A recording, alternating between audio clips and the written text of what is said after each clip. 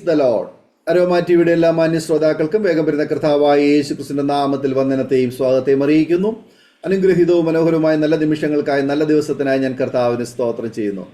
Aroma ടിവിയുടെ ശ്രോതാക്കളോടൊപ്പം വീണ്ടും ഒരുമിച്ച് ഒരു പ്രാവശ്യം കൂടി ആയിരിക്കുന്നതിൽ ഞങ്ങൾക്ക് വളരെ സന്തോഷമുണ്ട്. ഇന്ന് നമ്മുടെ ക്ഷണം സ്വീകരിച്ച നമ്മോടൊപ്പം അനുഗ്രഹിക്കപ്പെട്ട ജീവിതാനുഭവം, ദൈവം നടത്തിയ അത്ഭുതകരമായ വഴികളെയും കുറിച്ച് പങ്കുവയ്ക്കുന്നതിന് ജോയിൻ ചെയ്തിരിക്കുന്നത് കർത്താവിന്റെ വിലപ്പെട്ട ദാസി പ്രിയ എലിസബത്ത് ബിജുവാണ്. തൻ്റെ ജീവിതാനുഭവങ്ങൾ നമുക്ക് അവർക്ക് ശ്രദ്ധയോടെ സ്കിപ്പ് ചെയ്യാതെ അവസാനം വരെ പ്രാർത്ഥനയോടെ കാണുകയും കേൾക്കുകയും ചെയ്യാം. തീർച്ചയായിട്ടും അത് ഓരോ പ്രിയപ്പെട്ടവരുടെയും ജീവിതത്തിൽ വലിയ അനുഗ്രഹത്തിനും വിടുതലിനും കാരണമായി തീരട്ടെ. നാം എല്ലാവരും പ്രാർത്ഥനയോടെ ആയിരിക്കുമ്പോൾ കർത്താവിൻ്റെ ദാസി പ്രിയ എലിസബത്ത് ബിജുവിനെ തികഞ്ഞ സ്നേഹത്തോടും ആദരവോടും കൂടി അരോമാറ്റിയുടെ പ്രേക്ഷകരോടൊപ്പം സമയം ചെലവഴിക്കുന്നതിനായിട്ട് ഞങ്ങൾ സ്വാഗതം ചെയ്തുകൊള്ളുന്നു. Praise Lord സിസ്റ്ററേ.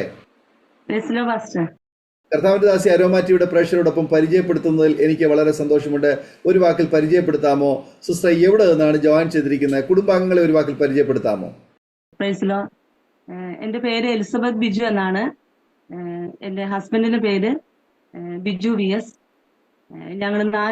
ഞങ്ങൾക്ക് 2 മക്കളുണ്ട്. മൂത്ത മോൻ അവന് ഇപ്പോ BCom CA കഴിഞ്ഞ് MSc ഡിജിറ്റൽ മാർക്കറ്റിംഗ് പഠിക്കുന്നു. മോള് BSc നഴ്സിംഗ് ലാസ്റ്റ് ഇയർ. ഞാൻ ജോയിൻ ചെയ്തിരിക്കുന്നത് പാലക്കാട് ഒലവക്കോട് നിന്നാണ്. കർത്താവിന്റെ ദാസിയെയും കുടുംബത്തെയും പരിചയപ്പെടുവാൻ കഴിഞ്ഞതിൽ വളരെ സന്തോഷമുണ്ട്. കർത്താവ് അനുഗ്രഹിക്കട്ടെ. തുടർന്ന് അരോമാറ്റിയുടെ ശ്രോതാക്കളുമായി പങ്കുവയ്ക്കാൻ ആഗ്രഹിക്കുന്ന ജീവിതാനുഭവങ്ങൾ, ബാല്യകാലം മുതൽ ചൂടുള്ള നല്ല ഓർമ്മകൾ ദൈവനാമ മഹത്വത്തിന് വേണ്ടി പങ്കുവയ്ക്കുന്നതിനായിട്ട് സമയം വേർതിരിച്ചു കൊള്ളുന്നു. ദൈവനാമത്തിന് മഹത്വം ഉണ്ടായിരിക്കട്ടെ.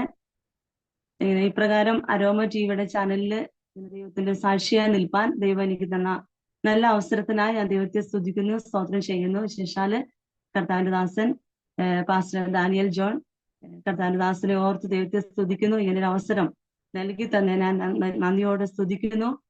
വിശേഷാൽ കർത്താവിന്റെ ദാസനോടുള്ള നന്ദിയും സ്നേഹവന്ദനത്തെ അറിയിക്കുന്നു.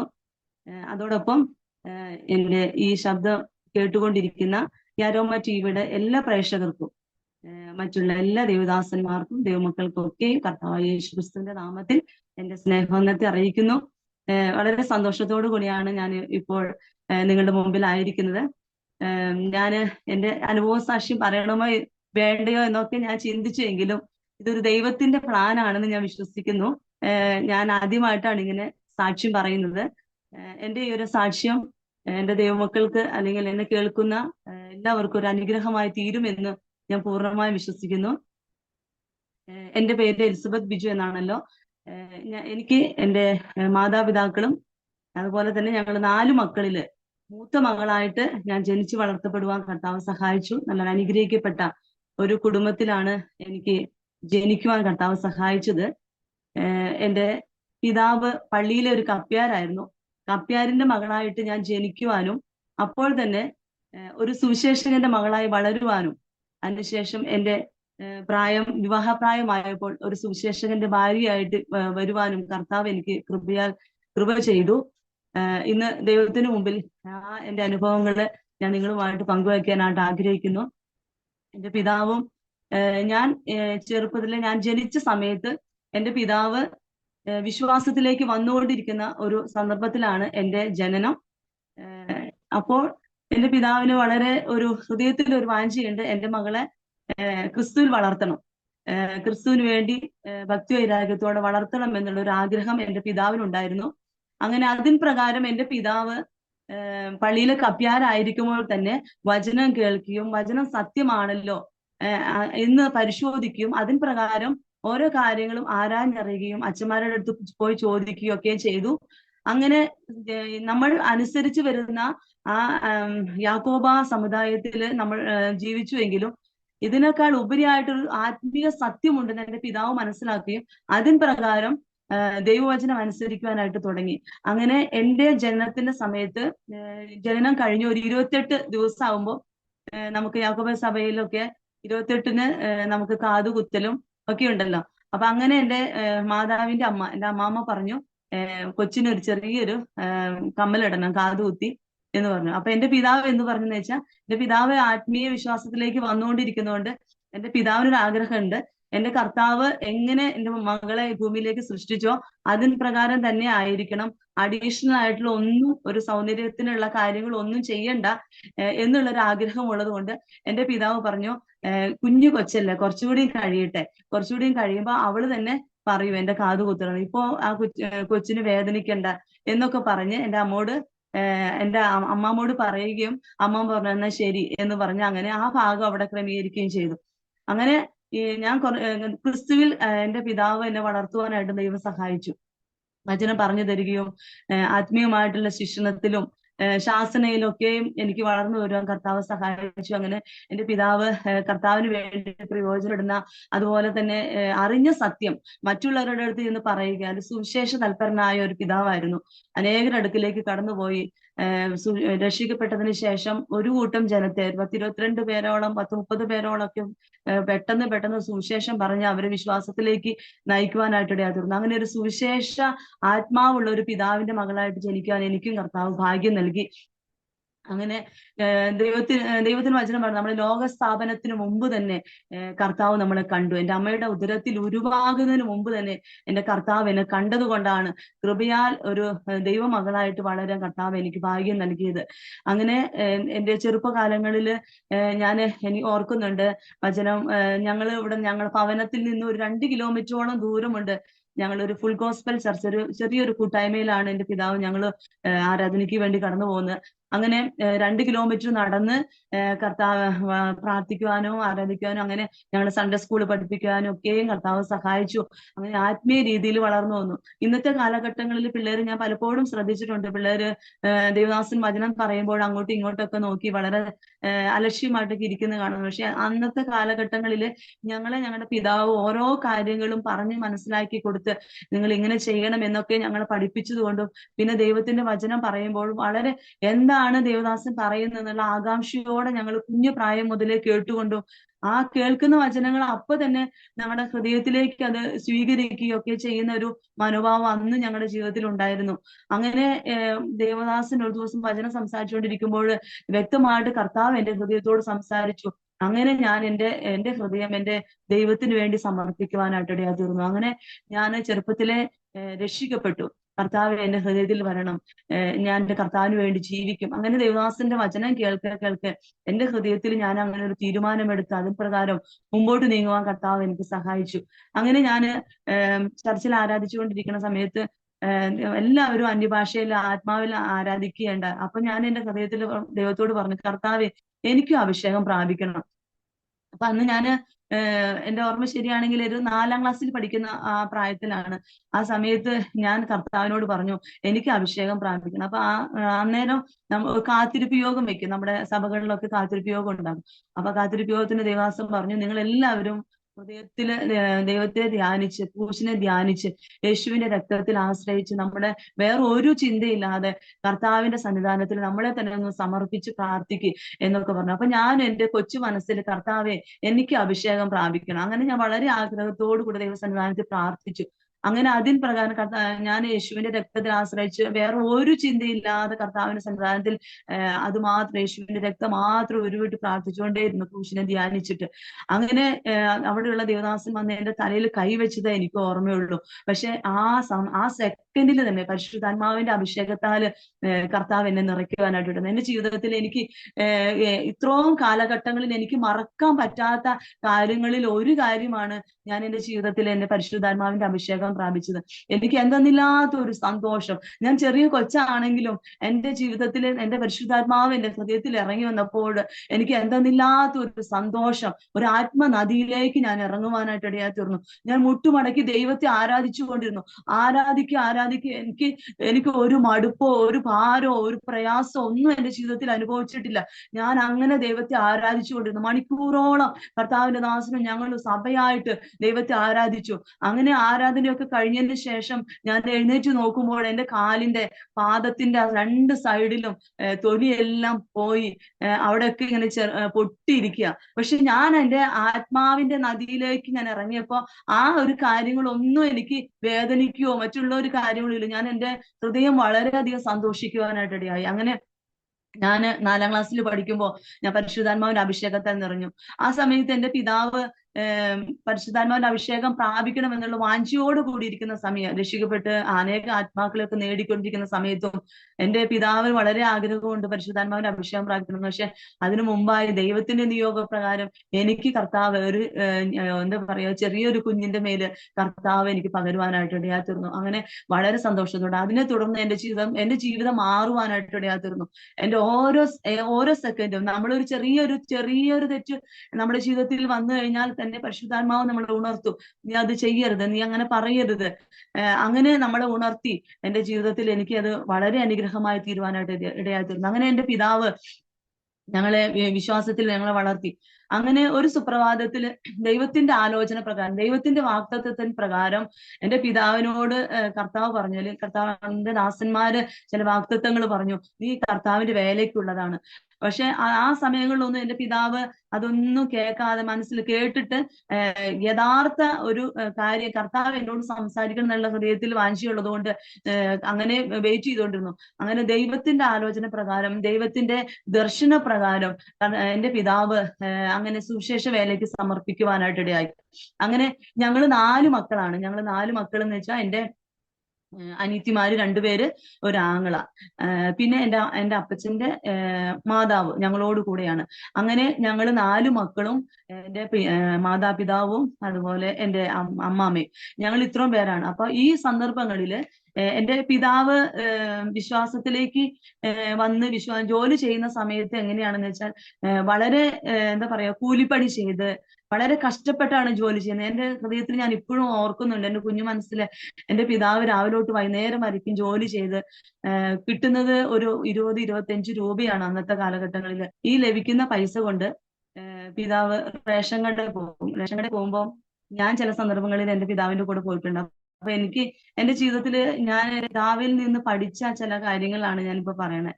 അപ്പോ റേഷൻ കടയിൽ പോയിട്ട് പിതാവ് അരി വാങ്ങിച്ചിട്ട് എന്ത് ചെയ്യുന്ന വെച്ചാൽ റേഷൻ കടയിൽ നിന്ന് കുറച്ച് ദൂരം മാത്രമേ ഉള്ളൂ ഞങ്ങൾ പോകുന്ന ചർച്ചിലേക്ക്. അപ്പൊ അങ്ങനെ ആ അരിയും കൊണ്ട് ചർച്ചിലേക്ക് പോകും. ചർച്ചിലേക്ക് പോയിട്ട് അവിടെ ചെന്നിട്ട് പാസ്റ്റർ ആന്റിയോട് പറയും ഒരു പാത്രം എടുക്കാൻ പറയും. എന്നിട്ട് എന്റെ പിതാവ് ഈ സഞ്ചി ഇങ്ങനെ ചെരിച്ച് ഇവിടെ എത്രത്തോളം വെയിറ്റ് കുറയുന്നോ അതാണ് എന്റെ പിതാവിന്റെ കണക്ക്. മാക്സിമം ഈ നമ്മുടെ കയ്യിലുള്ള സഞ്ചിയുടെ വെയിറ്റ് കുറയുന്നത് വരേക്കും അവിടേക്ക് കൊടുക്കും. അങ്ങനെ കൊടുത്തിട്ട് ബാക്കിയുള്ളത് കൊണ്ടാണ് ഞങ്ങൾ വീട്ടിലേക്ക് വരിക. വീട്ടിലേക്ക് അങ്ങനെ വന്ന് അതിനുശേഷം എന്റെ പിതാവിന്റെ മാതാവ് താഴെ വീണ് കാലൊടിഞ്ഞിട്ട് അധികം നടക്കാനൊന്നും പറ്റില്ല. അപ്പൊ സ്റ്റീലിന്റെ റാഡൊക്കെ ഇട്ടതുകൊണ്ട് അവിടെ അടുത്തൊരു IPC ചർച്ച് ഉണ്ട്. അവിടെയാണ് എന്റെ അമ്മാമ്മ പ്രാർത്ഥനയ്ക്ക് പോകുന്നത്. അപ്പൊ എന്ത് ചെയ്യും, ഇതിൽ നിന്ന് ബാക്കിയുള്ളതിൽ നിന്ന് ഒരു പങ്കെടുത്ത് ആ ചർച്ചിലേക്കും കൊണ്ടുപോകും. അതിനുശേഷം ബാക്കിയുള്ള ആ റേഷൻ അരിയുടെ കുറച്ചുള്ള ഭാഗം കൊണ്ടാണ് ഞങ്ങൾ അവിടെ ഭക്ഷണം വെക്കുന്നത്. അങ്ങനത്തെ ഒരു സാഹചര്യം. അപ്പൊ ഞാൻ ഓർക്കും, നമ്മുടെ ഇത്രത്തോളം കഷ്ടപ്പാടുകളും പ്രയാസങ്ങളും ഉണ്ടായിട്ടും ദൈവത്തിന് കൊടുക്കേണ്ട കാര്യത്തിൽ നമ്മൾക്ക് എല്ലാം ഉണ്ടായിട്ട് കൊടുക്കാം എന്ന് പറഞ്ഞാൽ ഒരിക്കലും സംഭവിക്കില്ല. നമ്മൾ ഇല്ലായ്മയിൽ നിന്ന് കൊടുക്കുമ്പോഴാണ് ദൈവം നമ്മളെ അനുഗ്രഹിക്കുക.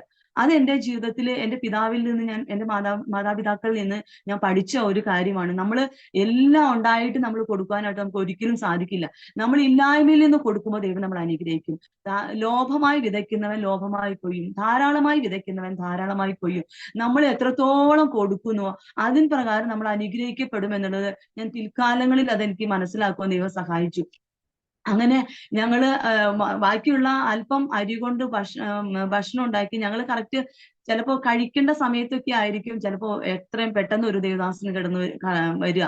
അപ്പൊ എന്റെ മാതാവ് പറയും, മക്കളെ നമുക്ക് ഇത്രയും ഭക്ഷണമേ ഉള്ളൂ, കർത്താവിന്റെ ദാസന് നമ്മൾ ആദ്യം മാനിച്ചു വിടാം, അതിനുശേഷം നമുക്ക് കഴിക്കാം. അങ്ങനെ ദേവദാസന്മാരെ ദൈവമക്കളെ ഒക്കെ മാനിച്ചു വിടുന്ന ഒരു നല്ലൊരു കുടുംബമായിരുന്നു. അത് ഞങ്ങളുടെ ജീവിതത്തിൽ ഏറ്റവും വളരെ ഇമ്പോർട്ടന്റ് ആയിരുന്നു. ഞങ്ങളുടെ സുവിശേഷ പ്രവർത്തനങ്ങളിലും മറ്റുള്ള ഇടപാടുകളിലൊക്കെയും എന്റെ ജീവിതത്തിൽ അതൊരു വലിയൊരു അനുഗ്രഹമായിരുന്നു. എന്റെ മാതാപിതാക്കളിൽ നിന്ന് ഞാൻ പഠിച്ച ആ വലിയൊരു പാഠം. അപ്പൊ അങ്ങനെ ഇല്ലായ്മയിൽ കഷ്ടതയിൽ കൂടെ ഞങ്ങൾ കടന്നു വന്നുകൊണ്ടിരിക്കുന്ന സാഹചര്യത്തിലാണ് എന്റെ പിതാവ് ഇങ്ങനെ കർത്താവിന്റെ വേലയ്ക്ക് വേണ്ടി സമർപ്പിക്കപ്പെടുന്നത്. അല്ലെങ്കിൽ നമ്മൾ ധാരാളമായിട്ട് ഉണ്ടായിട്ടോ അല്ലെങ്കിൽ ബാങ്ക് ബാലൻസോ മറ്റുള്ള കാര്യങ്ങളൊക്കെ ഉണ്ടായിട്ടല്ല എന്റെ പിതാവ് കർത്താവിന്റെ വേലയ്ക്ക് വേണ്ടി ഇറങ്ങുന്നത്. എന്റെ പിതാവ് കർത്താവിന്റെ വേലയ്ക്ക് വേണ്ടി ഇറങ്ങുന്നത് കർത്താവ്, ഞാൻ എന്റെ കർത്താവിന് വേണ്ടി ഇറങ്ങിയാൽ എന്റെ മക്കളുടെ കാര്യം, എന്റെ മാതാവിന്റെ കാര്യം ദൈവം നോക്കും എന്നുള്ള ഒരു വിശ്വാസത്തോടു കൂടിയാണ് എന്റെ പിതാവ് കർത്താവിന്റെ വേലയ്ക്ക് വേണ്ടി സമർപ്പിച്ചത്. അപ്പോ ദൈവത്തിന്റെ വാഗ്ദത്ത പ്രകാരം ദർശനം പ്രാപിച്ചപ്പോ ഒന്നും നോക്കാതെ അതിനു വേണ്ടി ഇറങ്ങി കർത്താവിന്റെ വേലയ്ക്ക് വേണ്ടി സമർപ്പിക്കപ്പെട്ടു. അങ്ങനെ സന്തോഷത്തോടെ ഞങ്ങള് എന്റെ അപ്പച്ചനെ ബൈബിൾ സ്കൂളിലേക്ക് പറഞ്ഞു വിട്ടു. അതിനുശേഷം നമ്മൾ ഓരോ സന്ദർഭങ്ങളിൽ, അതിനുശേഷം എന്റെ മാതാവിനോട് കഴിഞ്ഞ ദിവസം ഞാൻ സംസാരിക്കുമ്പോൾ എന്റെ മാതാവ് പറഞ്ഞത്, അതിനുശേഷം ഒരേ ഒരു പ്രാവശ്യമാണ് റേഷൻ കടയ്ക്ക് പോകുവാനായിട്ട് ഇടയായിട്ടുള്ളൂ. കാരണം എന്താണെന്ന് വെച്ചാൽ റേഷൻ കടയിൽ പോകുമ്പോൾ പൈസ കൊടുത്തു വേണം അരി വാങ്ങിക്കാൻ. അതിന് വകയില്ലാത്തത് കൊണ്ട് ഞങ്ങൾ ഒരേ ഒരു പ്രാവശ്യമാണ് അതിനുശേഷം റേഷൻ കടയ്ക്ക് പോയത്. പിന്നെ ഓരോ സന്ദർഭങ്ങളിലും കർത്താവ് എന്ത് ചെയ്യണമെന്ന് ഞങ്ങൾ ഭാരത്തോടെ പ്രാർത്ഥിക്കുമ്പോൾ ദൈവം ആ തക്ക സമയത്ത് ഏലിയാവിന് കാക്കയെ കൊണ്ട് അപ്പവും ഇറച്ചിയും കൊടുത്ത് പോഷിപ്പിച്ചതുപോലെ തന്നെ ഞങ്ങളുടെ ജീവിതത്തിലും അത് ഏറ്റവും അതിന്റെ അനുഗ്രഹമായി ഞങ്ങളെ വിശ്വാസത്തിൽ ഉറപ്പിക്കുകയും, എന്റെ മാതാവ് പറയും, മക്കളെ നമുക്ക് ഒരു ഗ്ലാസ് വെള്ളം ഉള്ളൂ എങ്കിലും അത് നമ്മൾ പ്രാർത്ഥിച്ചു കുടിക്കുമ്പോൾ കർത്താവ് നമ്മുടെ വിശപ്പ് മാറ്റും. അങ്ങനെ പല സന്ദർഭങ്ങളിൽ ഞങ്ങളോട് പറഞ്ഞിട്ടുണ്ട്. ഞങ്ങൾ പ്രാർത്ഥിക്കും, കർത്താവെ ഇന്ന് ഞങ്ങൾക്ക് ഭക്ഷണം കഴിക്കാനില്ല, കർത്താവ് ഞങ്ങൾക്ക് തരണം. അങ്ങനെ ഞങ്ങൾ പ്രാർത്ഥിക്കുമ്പോ ദൈവം കാക്കയെ അയച്ചതുപോലെ തന്നെ ആരെങ്കിലും ഏതെങ്കിലും ഒരു ദൈവദാസനോ അല്ലെങ്കിൽ ഏതെങ്കിലും ഒരു ദൈവമക്കളോ കടന്നു വരും. അവിടെ ദൈവം സാധനങ്ങളും കൊണ്ട് ദൈവം നമ്മുടെ അടുത്തേക്ക് ദൈവം അയക്കും. അങ്ങനെ ഓരോ സന്ദർഭങ്ങളിലും കൊണ്ടുവരും. ഞാൻ ഒരിക്കൽ എന്റെ ഓർമ്മയിൽ ഞാൻ ഒരു കാര്യം ഓർക്കുന്നുണ്ട്. ഞങ്ങള് 4 മക്കളെയും കൊണ്ട് എന്റെ അമ്മ പറയാണ്, ഇന്ന് നമുക്ക് ഭക്ഷണമൊന്നുമില്ല, നമുക്ക് പ്രാർത്ഥിക്കാം. അങ്ങനെ ഞങ്ങൾ പ്രാർത്ഥിച്ചുകൊണ്ടിരിക്കുമ്പോൾ പുറത്തു നിന്ന് റോട്ടിൽ നിന്ന് ഒരു വിളി കേൾക്കുക. അപ്പൊ എന്റെ പിതാവിനെ സാധാരണ വിളിക്കുന്ന പേര് വിളിപ്പേരായിട്ട് ജോയി എന്നാണ്. ജോയ് സഹോദര എന്ന് പറഞ്ഞിട്ട് അവിടെ നിന്ന് ഒരു വിളി കേൾക്കാം. ഞങ്ങൾ തുറന്ന് അവിടെ നോക്കുമ്പോൾ ഒരു ദേവദാസനും ദേവദാസി, ഞാൻ ആ ദേവദാസന്റെ പേര് പറയുന്നില്ല. എന്താന്ന് വെച്ചാൽ അവർക്ക് ചിലപ്പോ ഞങ്ങൾ ചെയ്യുന്നത് ഇടം കൈ ചെയ്യുന്നത് വലം കൈ ചെയ്യുന്നത് ഇടം കൈ അറിയരുതെന്നുള്ള ചിന്ത ഉള്ളവരായിരിക്കും. അപ്പൊ അതുകൊണ്ട് നമ്മൾ ആ ദേവദാസന്റെ പേര് ഞാൻ പറയുന്നില്ല. ആ ദേവദാസനും ദേവദാസിയും വന്ന് ഒരു സഞ്ചി നിറച്ച്, 2 കാതുള്ള സഞ്ചിയാണ്, അതിൽ നിറച്ചും സാധനങ്ങളും കൊണ്ട് റോട്ടിൽ വന്ന് നിൽക്കുക. ഞങ്ങളിവിടെ പ്രാർത്ഥിക്കുക ദൈവത്തോട്, കർത്താവെ ഞങ്ങൾ എന്ത് ചെയ്യണം, ഞങ്ങൾക്ക് കർത്താവിന്റെ വേലയ്ക്ക് എന്റെ പിതാവ് ഇറങ്ങി, ഞങ്ങൾ എന്ത് ചെയ്യണം എന്നിട്ട് എന്റെ അമ്മ പ്രാർത്ഥിച്ചുകൊണ്ടിരിക്കുക. ഞങ്ങൾ ഒരുമിച്ച് പ്രാർത്ഥിച്ചുകൊണ്ടിരിക്കുക. ഏത് സാഹചര്യത്തിലും ഏത് സിറ്റുവേഷനിലും കർത്താവിനോട് കൂടി ചേർന്നിരിക്കുക. എന്റെ മാതാപിതാക്കൾ പറയുന്നത് കേട്ട് നിൽക്കാനുള്ള ഒരു സാഹചര്യം കർത്താവ് ഞങ്ങൾക്ക് തന്നതുകൊണ്ട്, ഞങ്ങൾ മക്കൾക്ക് ഞങ്ങൾക്ക് തന്നതുകൊണ്ട് ഞങ്ങൾ ദൈവകൃപയാൽ ദൈവം ഞങ്ങൾ അത്രത്തോളം പിടിച്ചു നിർത്തി. അങ്ങനെ ഞങ്ങൾ നോക്കുമ്പോൾ ഉപ്പ് മുതൽ സകല സാധനങ്ങളും അവിടെയുണ്ട്, ആ സഞ്ചിയിലുണ്ട്, എല്ലാ സാധനങ്ങളും ഉണ്ട്. ഞങ്ങൾക്ക് എന്തൊക്കെ ആവശ്യമുണ്ടോ സകല സാധനങ്ങളും. അതിന്റെ കൂടെ എന്റെ അമ്മയ്ക്ക് ഒരു കോട്ടന്റെ ഒരു സാരി, ഇപ്പോഴും എന്റെ ഹൃദയത്തിൽ ഓർമ്മയുണ്ട്, കോട്ടന്റെ ഒരു സാരിയും ആ കൂട്ടത്തിലുണ്ട്. അങ്ങനെ ആ സാധനങ്ങൾ കൊണ്ടൊക്കെ ഞങ്ങള് കഴിച്ചു വന്നു. അങ്ങനെ ഓരോ സന്ദർഭങ്ങളിൽ കർത്താവ് ഞങ്ങൾ അതിശയകരമായിട്ട് നടത്തി. അപ്പോ എന്നെ മാനിക്കുന്നവരെ ഞാൻ മാനിക്കും. ദൈവത്തിന്റെ വചനം പറയുന്നുണ്ടല്ലോ, എന്നെ മാനിക്കുന്നവരെ ഞാൻ മാനിക്കും. കർത്താവിന് വേണ്ടി നമ്മൾ ഇറങ്ങി തിരിച്ചുവെങ്കിൽ, കർത്താവിന് വേണ്ടി നിൽക്കുന്നുവെങ്കിൽ ഒരിക്കലും നമ്മൾ ലജ്ജിച്ചു പോകുവാൻ കർത്താവ് ഇടയാക്കിയില്ല. സങ്കീർത്തനക്കാരൻ പറയുന്നുണ്ടല്ലോ, അവങ്കിലേക്ക് നോക്കിയ പ്രകാശിതരായി അവരുടെ മുഖമോ ലജ്ജിച്ചു പോയതുമില്ല.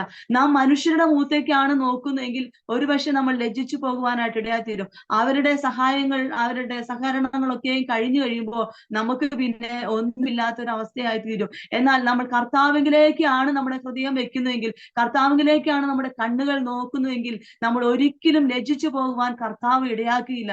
അത് ഞങ്ങളുടെ ജീവിതത്തിൽ ഞങ്ങൾ അനുഭവിച്ച കാര്യമാണ്. ഞങ്ങൾ കർത്താവിലേക്ക് മാത്രമാണ് നോക്കുള്ളൂ. എന്റെ അമ്മ ഞങ്ങളോട് പറയും, നമ്മൾ ഒരു വീട്ടിൽ ചെന്ന് കഴിഞ്ഞാൽ, അല്ലെങ്കിൽ ഞങ്ങൾ ചിലപ്പോൾ ഭക്ഷണം കഴിക്കാതെയൊക്കെ ആയിരിക്കും ഞങ്ങൾ ഇരിക്കുക, പക്ഷെ ഒരു കാര്യത്തിനും ഞങ്ങൾ കഴിച്ചിട്ടില്ല എന്നോ അല്ലെങ്കിൽ ഇത് വേണമെന്നോ ഒന്നും ഞങ്ങളോട് പറയരുത് എന്ന് ഞങ്ങൾ പറഞ്ഞു പഠിപ്പിച്ചിട്ടുണ്ട്. അതുകൊണ്ട് അതിൻ പ്രകാരം ഞങ്ങൾ നിന്നു. പക്ഷെ ദൈവം ഞങ്ങളെ കൈവിട്ടിട്ടില്ല. നമ്മളെ അനാഥരെയും വിധവരെയും ഒക്കെയും പരിപാലിക്കുന്ന ദൈവം, നമ്മളെ സഹായിക്കുന്ന ദൈവം. ഹല്ലേലൂയ. ഞാൻ എന്റെ കണ്ണ് പർവ്വതങ്ങളിലേക്ക് ഉയർത്തുന്നു. എനിക്ക് സഹായം എവിടെ നിന്ന് വരും? എന്റെ സഹായം ആകാശത്തെയും ഭൂമിയെയും ഉണ്ടാക്കിയ യഹോവയിൽ നിന്ന് വരുന്നു. ഹല്ലേലൂയ. അത് ഞങ്ങൾ അനുഭവിച്ചതാണ്. അങ്ങനെ ഞങ്ങൾ ദൈവത്തിന്റെ കൃപയാല് അതിന്റെ പിതാവ് വചനം പഠിക്കുന്ന സന്ദർഭങ്ങളിലൊക്കെ കർത്താവ് ഞങ്ങൾ അങ്ങനെ നടത്തി. പിന്നെ ഞങ്ങൾക്ക് ഈ ഭൂമിയിലുള്ള ഇലവർഗ്ഗങ്ങളില് ഒരുമാതിരിപ്പെട്ട സകല ഇലവർഗ്ഗങ്ങളും ഞങ്ങൾക്ക് അറിയാം. എന്ന് വെച്ചാൽ എന്റെ മാതാവ് എല്ലാ ഇലവർഗ്ഗങ്ങളും വെച്ച് ഞങ്ങൾക്ക് തോരൻ വെച്ച് തരും. അങ്ങനെ എല്ലാം എന്തൊക്കെ ചീരയുണ്ടോ ആ ചീരകളൊക്കെ ഞങ്ങൾക്ക് അറിയാം. അങ്ങനെ ആ ഓരോ ചീരകളും ഞങ്ങൾക്ക് ഭക്ഷണമായിട്ട് കർത്താവ് മാറ്റി. അങ്ങനെ ഓരോ സന്ദർഭങ്ങളിലും പറമ്പിൽ നിന്ന് കിട്ടുന്ന ചെറിയ ചെറിയ സാധനങ്ങള്, വാഴയ്ക്ക, അങ്ങനെ ഓരോന്നും വെച്ച് ഞങ്ങള് അങ്ങനെ കഴിഞ്ഞു പോയി. എന്നാൽ കർത്താവ് ഞങ്ങളെ കൃപയാൽ നിർത്തി. ദൈവത്തിന്റെ ആ മഹാവിശ്വസ്തതയാണ്. ഇതൊക്കെ നമ്മുടെ ജീവിതത്തിൽ കഷ്ടതകൾ വരുമ്പോൾ, പ്രതികൂലങ്ങൾ വരുമ്പോൾ നമ്മൾ തളർന്നു പോകുവാനല്ല. ലോകത്തിൽ നിങ്ങൾക്ക് കഷ്ടമുണ്ട്, എങ്കിലും ധൈര്യപ്പെടുവിൻ, ആ ലോകത്തെ ജയിച്ചിരിക്കുന്നു. ഹല്ലേലൂയ. പ്രതിസന്ധികൾ ഘട്ടങ്ങളില്, പ്രതികൂലങ്ങള് നമ്മുടെ ജീവിതത്തിൽ കടന്നു വരുമ്പോൾ, കഷ്ടതകൾ നമ്മുടെ ജീവിതത്തിൽ കടന്നു വരുമ്പോൾ, ഞെരുക്കടുകൾ നമ്മുടെ ജീവിതത്തിൽ കടന്നു വരുമ്പോൾ നമ്മൾ പതറിപ്പോകുവാനല്ല കർത്താവ് നമ്മളെ കുറിച്ച് ഉദ്ദേശിക്കുന്നത്. അതിലും ദൈവത്തിന് ഒരു പദ്ധതിയുണ്ട്. ഹല്ലേലൂയ, സ്തോത്രം. ദൈവത്തിന്റെ ഒരു പ്ലാനും പദ്ധതിയും നമ്മുടെ ജീവിതത്തിൽ നിറവേറണമെങ്കിൽ ആ കഷ്ടതയിലൂടെ കടന്നുപോയേ മതിയാവൂ. അതിൽ നമ്മുടെ ജീവിതത്തിൽ ചില കഷ്ടതകൾ എന്തിനാണ് കർത്താവ് വരുത്തിയത് എന്ന് ഞാൻ ഈ പിൽക്കാലങ്ങളിൽ അത് മനസ്സിലാക്കുവാനായിട്ട് ഇടയായി തീർന്നു. ഹല്ലേലൂയ. നമ്മുടെ ജീവിതത്തിൽ കഷ്ടത അനുഭവിച്ച് നമ്മൾ കടന്നു വന്നിട്ടുണ്ടെങ്കിൽ ആ ഒരു സിറ്റുവേഷനിലൂടെ കടന്നു പോകുന്ന വ്യക്തി ജീവിതങ്ങളെ കാണുമ്പോൾ അവരെ ഒന്ന് ആശ്വസിപ്പിക്കണമെങ്കിൽ, അവർക്കൊരു ആശ്വാസ വചനം പറഞ്ഞു കൊടുക്കണമെങ്കിൽ നമ്മൾ ആ കഷ്ടതയിലൂടെ കടന്നുപോയാലേ മതിയാവൂ. അതിനു വേണ്ടിയിട്ടാണ് കർത്താവ് ഞങ്ങളെ ഈ കഷ്ടതയിലൂടെ കടത്തി വിട്ടത്. അത് ഞങ്ങൾക്ക് പൂർണ്ണമായും അറിയാം. അല്ലാതെ കർത്താവിന്റെ നാമം നിന്ദിക്കപ്പെടുവാനല്ല, ദുഷിക്കപ്പെടുവാനല്ല ഞാൻ ഈ അനുഭവം പറയുന്നത്. എന്താണ് ഇവർ ഇങ്ങനെ ഈ കഷ്ടതകളൊക്കെ പറയണേ എന്ന് ചിലര് ചിലപ്പോ ചിന്തിച്ചേക്കാം. എന്നാൽ ഞാൻ ഈ പറയുന്നതിന്റെ കാരണം എന്താ വെച്ചാൽ, ഈ കഷ്ടതയിലും ഞങ്ങൾക്ക് മനസ്സിന് ഭാരം അല്ലെങ്കിൽ പ്രയാസമല്ല, ഈ കഷ്ടത ഞങ്ങൾക്ക് സഹിക്കാൻ ഒരു സന്തോഷം ദൈവം തന്നു. ഈ കഷ്ടം നമ്മുടെ ജീവിതത്തില് നന്മയാക്കി കർത്താവ് മാറ്റി. ഹല്ലേലൂയ. കർത്താവിന്റെ ആ വലിയ കൃപ ഉള്ളത് കൊണ്ട് മാത്രമാണ് ഈ കഷ്ടതയിലും നമ്മൾ സഹിഷ്ണുതയോടുകൂടെ നിൽക്കുവാൻ കർത്താവ് ഞങ്ങൾക്ക് സഹായിച്ചത്.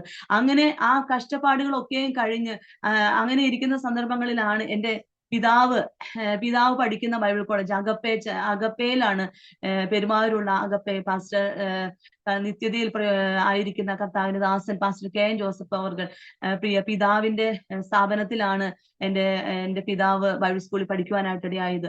അങ്ങനെ പഠിച്ചുകൊണ്ടിരിക്കുന്ന സന്ദർഭങ്ങളിൽ അവിടുത്തെ ഒരു ഓർഫനേജ് ഉണ്ട്. അപ്പൊ അവിടെ പറഞ്ഞു ഇങ്ങനെ അവിടെ പറഞ്ഞു പെൺകുഞ്ഞുങ്ങളെ ഓർഫനേജിൽ എടുക്കുന്നുണ്ട് എന്ന് എന്റെ പിതാവിനോട് പറഞ്ഞു. അങ്ങനെ എന്റെ പിതാവ്, ഞങ്ങളുടെ കഷ്ടതകളും പ്രയാസങ്ങളും ഒക്കെ ആണല്ലോ, അപ്പൊ അതുകൊണ്ട് ഞങ്ങളെ മൂത്തവരെ രണ്ടുപേരെയും ഞങ്ങളെ ഹോസ്റ്റലിൽ ആക്കുവാനായിട്ടിടയായി. അങ്ങനെ ഞങ്ങൾ ഹോസ്റ്റൽ ജീവിതം ആരംഭിച്ചു.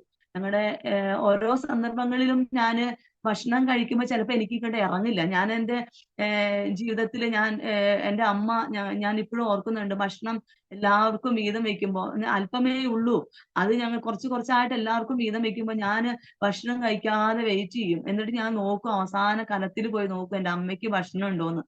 ഉറപ്പ് വരുത്തിയിട്ടേ ഞാൻ കഴിക്കുകയുള്ളൂ. അങ്ങനെ ഒരു സന്ദർഭത്തിലായിരുന്നു. അപ്പൊ ഞാൻ ഹോസ്റ്റലിൽ പോയി കഴിഞ്ഞപ്പോ അവിടെ ഞങ്ങൾക്ക് നല്ല ഭക്ഷണങ്ങളൊക്കെ തരുമ്പോ എൻ്റെ എൻ്റെ അനിയൻ അല്ലെങ്കിൽ എൻ്റെ മാതാവ്, എൻ്റെ അമ്മാമ്മ, അവരൊക്കെയും കഷ്ടതയിലാണല്ലോ എന്നൊക്കെ ഒരു ചിന്തയൊക്കെ എൻ്റെ ഹൃദയത്തിലേക്ക് വന്നു. പക്ഷെ എങ്കിലും വേറെ നിവൃത്തിയില്ല. കർത്താവ് നമുക്ക് അങ്ങനെ ഒരു സാഹചര്യം തന്നുകൊണ്ട് ഞങ്ങൾ രണ്ടുപേരും അങ്ങനെ ഹോസ്റ്റലിലേക്ക് പോകാനായിട്ടിടയായി. അങ്ങനെ അവിടെ ദൈവകൃപയാൽ അവിടെ വളരുവാൻ ദൈവം ഞങ്ങൾക്ക് സഹായിച്ചു. ഒരു ആത്മീയമായിട്ടുള്ള പിതാവിന്റെ, എനിക്ക് രണ്ട് പിതാവുണ്ടെന്ന് ഞാൻ പറയും. ഒന്ന് എനിക്ക് ജന്മം തന്ന എൻ്റെ പിതാവ്, രണ്ട് എന്നെ വളർത്തിയ, ഞാൻ 5ാം ക്ലാസ് മുതൽ അവിടെയാണ് പഠിച്ചത്. എന്നെ വളർത്തിയ, ആത്മീയത്തിൽ വളർത്തിയ ഞങ്ങളുടെ KN ജോസഫ് അപ്പച്ചൻ ഞങ്ങൾക്ക് ഒരിക്കലും മറക്കാൻ പറ്റില്ല. അങ്ങനെ ഞങ്ങളുടെ കഷ്ടതയിലും ഞങ്ങളെ സഹായിച്ച മക്കളെ അവിടെ കൊണ്ട് നിർത്തി വചനം പഠിപ്പിക്കുകയും പ്രാർത്ഥിക്കുകയും അങ്ങനെ ആത്മീയമായിട്ടുള്ള കാര്യങ്ങളിലൊക്കെ ഒരു ഉത്സാഹം തരികയും വിദ്യാഭ്യാസം തരികയും ഒക്കെയും കർത്താവ് ഞങ്ങൾക്ക് കൃപ ചെയ്തു. അങ്ങനെ അതിന്റെ അപ്പനും അമ്മയ്ക്കും ഒരു ആശ്വാസമായിരുന്നു ഞങ്ങൾക്ക് രണ്ടുപേർക്കും അവിടെ പഠിക്കുവാൻ ദൈവം സഹായിച്ചത്. അങ്ങനെ ഞങ്ങൾ അവിടെ പഠിച്ചു വളർന്നു വന്നു. എൻ്റെ സ്കൂൾ ജീവിതം, ഞാൻ SSLC വരെ പഠിച്ചു. അതിനുശേഷം എനിക്ക് പഠിക്കണം എന്നുണ്ടാവും. പക്ഷെ ആ സന്ദർഭങ്ങളിലൊക്കെ ചിലവരുടെ കുത്തുവാക്ക്, പക്ഷെ എൻ്റെ ഹൃദയത്തിൽ ഞാൻ ഇപ്പൊ ചിന്തിക്കുന്നുണ്ട്, അതിനൊക്കെയും അതിജീവിച്ചായിരുന്നെങ്കിൽ എനിക്ക് തുടർന്ന് നല്ലോണം പഠിക്കാമായിരുന്നു. പക്ഷെ ചില കുത്തുവാക്കുകളുടെ നടുവിൽ ഞാൻ അവിടെ വീണുപോയി. അങ്ങനെയാണ് എൻ്റെ പഠനത്തിന്റെ അവസാനമായിട്ട് ഞാൻ നിർത്തേണ്ടതായിട്ട് വന്നത്. അപ്പൊ അതിനിടയ്ക്ക് ഞാനൊരു കാര്യം പറയുന്നത്, ഞാൻ സ്കൂളിൽ പഠിച്ചുകൊണ്ടിരിക്കുന്ന സന്ദർഭങ്ങളിൽ ഞാൻ ഇന്നും ഓർക്കുന്നുണ്ട്. 5ാം ക്ലാസ്സിൽ പഠിക്കുമ്പോൾ വെള്ളിയാഴ്ച ഉച്ച കഴിഞ്ഞുള്ള സമയത്ത് നമുക്ക് നോക്കുമ്പോൾ കുറച്ചധികം സമയങ്ങൾ ഉണ്ട്. ബ്രേക്ക് ഫുഡ് കഴിച്ചതിന് ശേഷം കുറച്ചധികം സമയമുണ്ട്. അപ്പൊ ഞാൻ എന്റെ ഹൃദയത്തിൽ എനിക്ക് കർത്താവിനെ കുറിച്ച് പറയണം. അങ്ങനെ ഞാൻ എന്റെ അടുത്തുള്ളവരോടൊക്കെ പറയും. ഞാൻ വീട്ടിൽ വന്നിട്ട് പോകുമ്പോൾ ട്രാക്ട് എടുത്തിട്ട് പോകും. അങ്ങനെ സ്കൂളുകളിൽ കൊടുക്കും. പിന്നെ ആ സന്ദർഭങ്ങളില് വേളാങ്കണ്ണി മാതാവിന്റെ ഒരു കാര്യങ്ങളൊക്കെ എഴുതിയിട്ട് ഒരു പേപ്പർ എന്റെ കയ്യിൽ ആ സന്ദർഭങ്ങളിൽ കിട്ടി. അപ്പൊ അതിനകത്ത് കുറെ കാര്യങ്ങളൊക്കെ എഴുതി. അപ്പൊ എന്റെ മനസ്സിൽ ഇങ്ങനെ ഉദിച്ചു വന്നു, നിനക്ക് എന്താ യേശുവിനെ കുറിച്ച് ഒരു പേപ്പറിൽ എഴുതിയ? അങ്ങനെ ഞാൻ എന്ത് ചെയ്തു, വീട്ടിലിരിക്കുമ്പോൾ കുറെ പേപ്പറിൽ ഇങ്ങനെ യേശുവിനെ കുറിച്ച്, യേശു നമ്മളെ രക്ഷിക്കുന്നവനാണ്, നമുക്ക് വിടുതൽ നൽകുന്നവനാണ്, നമ്മുടെ ആവശ്യങ്ങൾ അറിയാം, അങ്ങനെ കുറെ കാര്യങ്ങൾ എഴുതി. എന്റെ കുഞ്ഞു മനസ്സിൽ അന്ന് എന്തൊക്കെ വന്നു അതൊക്കെ ഞാൻ എഴുതിയിട്ട് പറഞ്ഞു, നീ ഇത് ഒരു 2 പേർക്കോ അല്ലെങ്കിൽ ഒരു 5 പേർക്ക് എഴുതിയ നല്ലത്, അല്ലെങ്കിൽ ഒരു 2 പേർക്കെങ്കിലും എഴുതി മറ്റുള്ളവർക്ക് കൊടുത്താൽ നീ അനുഗ്രഹിക്കപ്പെടും. അങ്ങനെയൊക്കെ പറഞ്ഞിട്ട് ഞാൻ ആ ഒരു കുറിപ്പ് എഴുതിയിട്ട് ഈ വെള്ളിയാഴ്ച ഉച്ച കഴിഞ്ഞ സമയത്ത് ഞാൻ ക്ലാസ്സുകളിൽ കൊടുക്കും. അങ്ങനെ ക്ലാസ്സുകൾ കൊടുക്കുമ്പോൾ ഈ പിള്ളേർ ഇത് വായിച്ചു കഴിയുമ്പോൾ, അയ്യോ 2 പ്രാവശ്യം എഴുതിയില്ലെങ്കിൽ യേശുപ്പൻ ശിക്ഷിച്ചാലോ എന്ന് വെച്ചാൽ അവരും എഴുതി എന്ത് ചെയ്യും, കൊടുക്കും. അങ്ങനെ സ്കൂളുകളിലൊക്കെ കർത്താവിന്റെ വചനം പരത്താനായിട്ട് എനിക്ക് ചെറുപ്രായങ്ങളിൽ കർത്താവ് സഹായിച്ചു. ഞാൻ ഓർക്കാണ്, എന്റെ പിതാവ് രക്ഷിക്കപ്പെട്ട് വന്ന സന്ദർഭങ്ങളിൽ ഒരു സുവിശേഷകനായി അല്ലെങ്കിൽ കർത്താവിന്റെ വേലയിൽ വളരെ ശക്തമായിട്ട് അന്ന് ഉപയോഗിച്ചു. അപ്പൊ അതിന്റെ ഇപ്പം ഒരു പഴമൊഴി പറഞ്ഞു കഴിഞ്ഞാൽ, പുല്ലിനും ഏറ്റ് കിടക്കും കല്ലിനുമുണ്ട സൗരഭ്യം. അപ്പൊ എന്റെ പിതാവിന് അങ്ങനെ ഒരു ആത്മവാഞ്ച, അല്ലെങ്കിൽ കർത്താവിനെ കുറിച്ച് പറയണം എന്നുള്ള ഒരു ആത്മവാഞ്ച ഉള്ളത് കൊണ്ട് തന്നെ എനിക്കും എന്റെ ജീവിതത്തിലും എനിക്ക് അതങ്ങനെ എന്നെ അറിയാതെ തന്നെ എനിക്കൊരു സുവിശേഷ തൽപര, അല്ലെങ്കിൽ സുവിശേഷം അറിയിക്കണം, കർത്താവിന്റെ വേല ചെയ്യണം എന്നുള്ള ഒരു താല്പര്യം എന്റെ കുഞ്ഞുനാൾ മുതൽ എന്റെ ഹൃദയത്തിൽ വളർന്നു വന്നുകൊണ്ടിരുന്നു. അങ്ങനെ ഞാൻ അതിൻ പ്രകാരം അതിലേക്കാണ് ഫോക്കസ് ചെയ്തുകൊണ്ടിരുന്നത്. എന്നാൽ എനിക്ക് ആ സന്ദർഭങ്ങളിൽ വചനം പഠിക്കുവാനോ ഒന്നും സാധിച്ചില്ല. എന്റെ SSLC പഠിച്ചതിന് ശേഷമായിട്ട് ഞാൻ വീട്ടിലേക്ക് പോയിട്ട് അവിടെ തയ്യൽ പഠിക്കാൻ, എംബ്രോയിഡറി പഠിക്കാനൊക്കെ ഇടയായി. അങ്ങനെ എംബ്രോയിഡറി ടൈലറിങ്ങിലൊക്കെ ഞാൻ നല്ലവണ്ണം പഠിച്ച്, എനിക്കൊരു ചെറിയ കാര്യം ഉണ്ടെങ്കിലും അത് സത്യസന്ധമായിട്ട് ചെയ്യണം, അല്ലെങ്കിൽ വിശ്വസ്തമായിട്ട് ചെയ്യണം എന്നൊക്കെയായിരുന്നു. ആ സന്ദർഭങ്ങളിൽ പഠിക്കാൻ പോകുമ്പോഴും ഞാൻ സുവിശേഷം പറഞ്ഞ് ഞാൻ ഒരു സഹോദരനെ നേടി. അത് എന്റെ ജീവിതത്തിൽ എനിക്ക് ഭാഗ്യമായിട്ട് ഞാൻ ഓർക്കുന്നു. അവരെ ഹസ്ബൻഡ് ഒക്കെ വിശ്വാസത്തിലല്ല. അങ്ങനെ പ്രശ്നങ്ങൾ നിൽക്കുന്ന സമയത്ത് ഞാനും സുവിശേഷം പറഞ്ഞ് എന്റെ പിതാവിന്റെ അടുക്കിലേക്ക് കൊണ്ടുവന്ന് അങ്ങനെ ആ സഹോദരി വിശ്വാസത്തിലേക്ക് വരുവാനായിട്ട് ഇടയായി. അപ്പൊ അന്നും ഞാൻ പഠിക്കുന്ന സന്ദർഭങ്ങളിലും കർത്താവിന്റെ വേല ചെയ്യുവാനായിട്ട് ഓരോ സമയങ്ങളിൽ ഞാൻ അതിനു വേണ്ടി വേർതിരിച്ചു. അങ്ങനെ ദൈവം എന്നെ അനുഗ്രഹിച്ചു. ഞാൻ പഠിച്ചതിന് ശേഷമായിട്ട് ഞങ്ങൾ അവിടെ താമസിക്കുന്നതിന്റെ അടുത്ത് തന്നെ റോട്ടിൽ ചെറിയൊരു കടയിടുവാനായിട്ട് ഇടയായി. അപ്പൊ ഞാൻ ഈ പഠിക്കുന്ന കാര്യം ഞങ്ങളുടെ സ്ഥാപനത്തിൽ അറിഞ്ഞപ്പോൾ അവിടെ ആദ്യമേ ഈ ടൈലറിങ് യൂണിറ്റ് ഉണ്ടായിരുന്നത് കൊണ്ട് കുറെ മെഷീൻസുകളെല്ലാം ഉണ്ടായിരുന്നു. അപ്പോ ഞാൻ എംബ്രോയിഡറി പഠിക്കുന്നെന്ന് അറിഞ്ഞപ്പോ അപ്പച്ചൻ, കൈൻ ജോസഫ് അപ്പച്ചൻ എന്ത് ചെയ്തു, ആ എംബ്രോയിഡറി മെഷീനും കൊണ്ട് ഞങ്ങളുടെ വീട്ടിലേക്ക് വന്നു. പക്ഷെ ഞങ്ങളുടെ വീട്ടിലേക്ക് വന്നപ്പോ ഞാനും എന്റെ പിതാവും വീട്ടിലില്ല. നമ്മുടെ വിശ്വാസിയുടെ ഒരു വീട് മേയാനായിട്ട് കഷ്ടതയിലിരിക്കുന്ന, വളരെ ബുദ്ധിമുട്ട് അനുഭവിക്കുന്ന ഒരു വിശ്വാസിയുടെ പെര മേയാൻ വേണ്ടി എന്റെ അപ്പൻ പോയേക്ക് ഞാനും കൂടെ പോയേക്കുക. അപ്പൊ അതുകൊണ്ട് ഇവിടെ വരുമ്പോ അവര് വരുമ്പോ ഞങ്ങളില്ലാത്തത് കൊണ്ട് ഞങ്ങളൊരു നന്ദി പറയാൻ വേണ്ടിയിട്ട് ഞാനും എന്റെ പിതാവും കൂടി ചെന്നു. അങ്ങനെ നന്ദി പറഞ്ഞ് തിരിച്ചു വരുമ്പം ഒരു ലോക്ക് മെഷീനും ഓട്ടോയിൽ കയറ്റി അതും കൂടി ഞങ്ങൾക്ക് തന്നു വിട്ടു.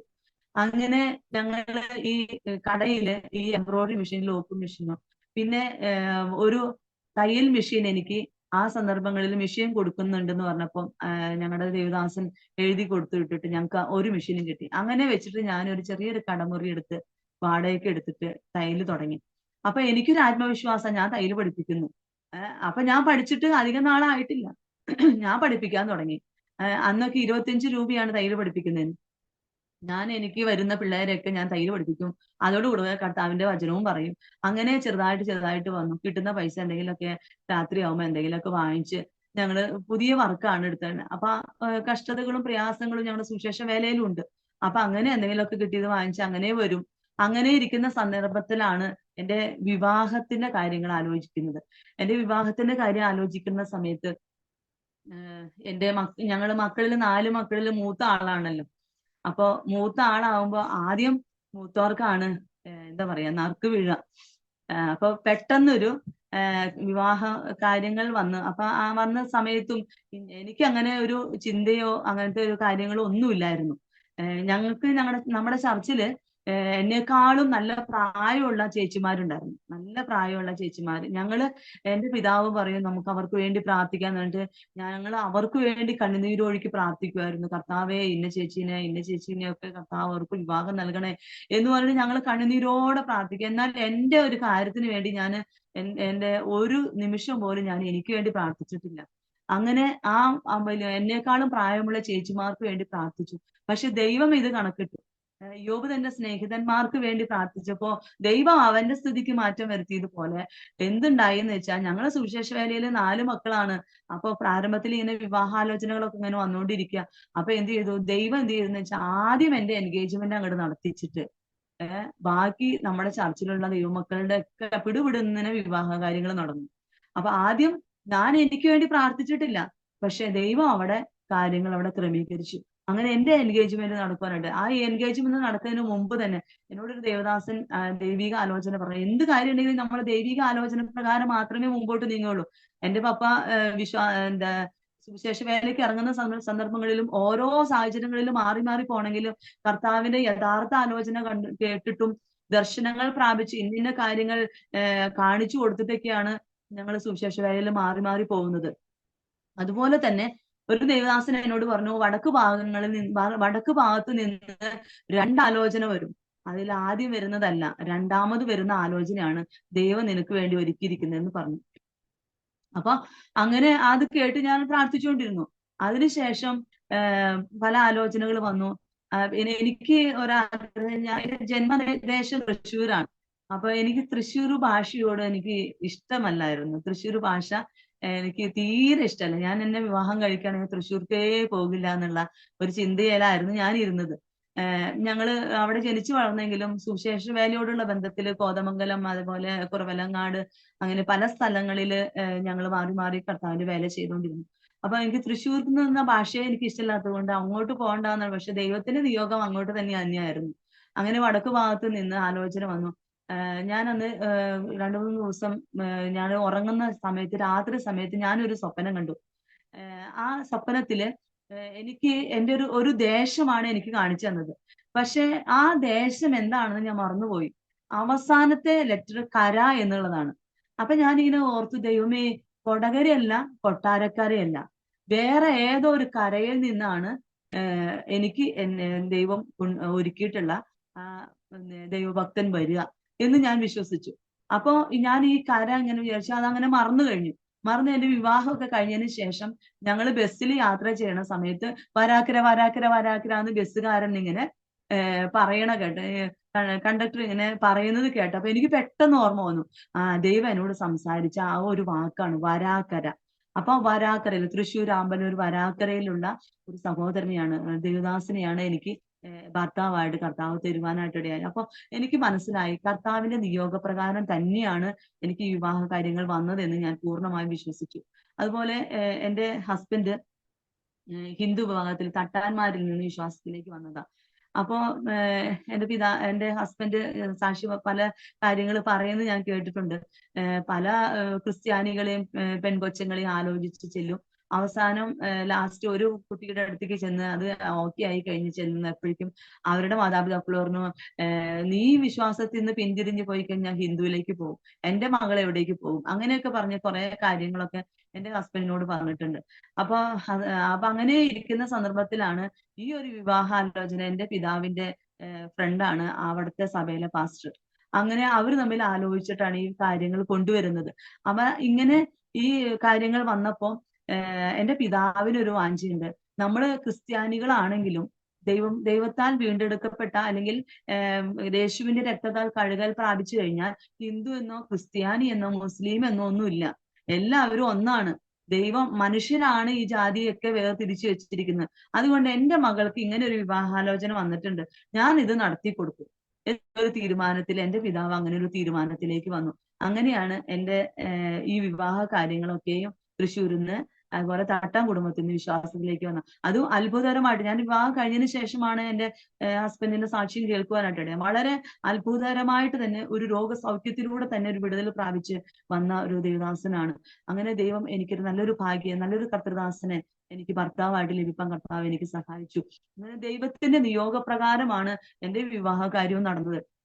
അങ്ങനെ ഞാൻ വിവാഹത്തിന് ശേഷം ഞങ്ങളിത് പ്രാർത്ഥിക്കും. അപ്പൊ എനിക്ക് ആ സന്ദർഭങ്ങളിലൊന്നും എന്റെ ഹസ്ബൻഡ് ബൈബിൾ സ്കൂളിൽ പഠിച്ച് ലാസ്റ്റ് ഇയർ സമയത്താണ്, 2000-ലാണ് ഞങ്ങളുടെ വിവാഹം നടക്കുന്നത്. അപ്പൊ അന്നേരം ഒന്നും എനിക്ക് ബൈബിൾ സ്കൂളിൽ പഠിക്കാൻ പോകണം എന്നുള്ള ആ ഒരു ചിന്ത എന്റെ ഹൃദയത്തിലേക്ക് ആ സമയത്ത് വന്നില്ല. പക്ഷെ എനിക്ക് ഒരാഗ്രഹം ഉണ്ടായിരുന്നു ദൈവത്തിന് വചനം പഠിക്കണമെന്ന്. അത് എന്റെ പിൽക്കാലത്ത് എന്റെ ശുശ്രൂഷയുടെ സമയങ്ങളിൽ ദൈവം എനിക്ക് അത് സാധിപ്പിക്കുവാനായിട്ട് ഇടയായി തീർന്നു. അങ്ങനെ ദൈവവചനം പഠിക്കുവാൻ കർത്താവ് എനിക്ക് കൃപയാൽ സഹായിച്ചു. അങ്ങനെ ഞങ്ങള് 2000-ല് വിവാഹം കഴിഞ്ഞ് 2000 ഡിസംബർ 28-ാം തീയതിയാണ് ഞങ്ങളുടെ വിവാഹം കഴിഞ്ഞത്.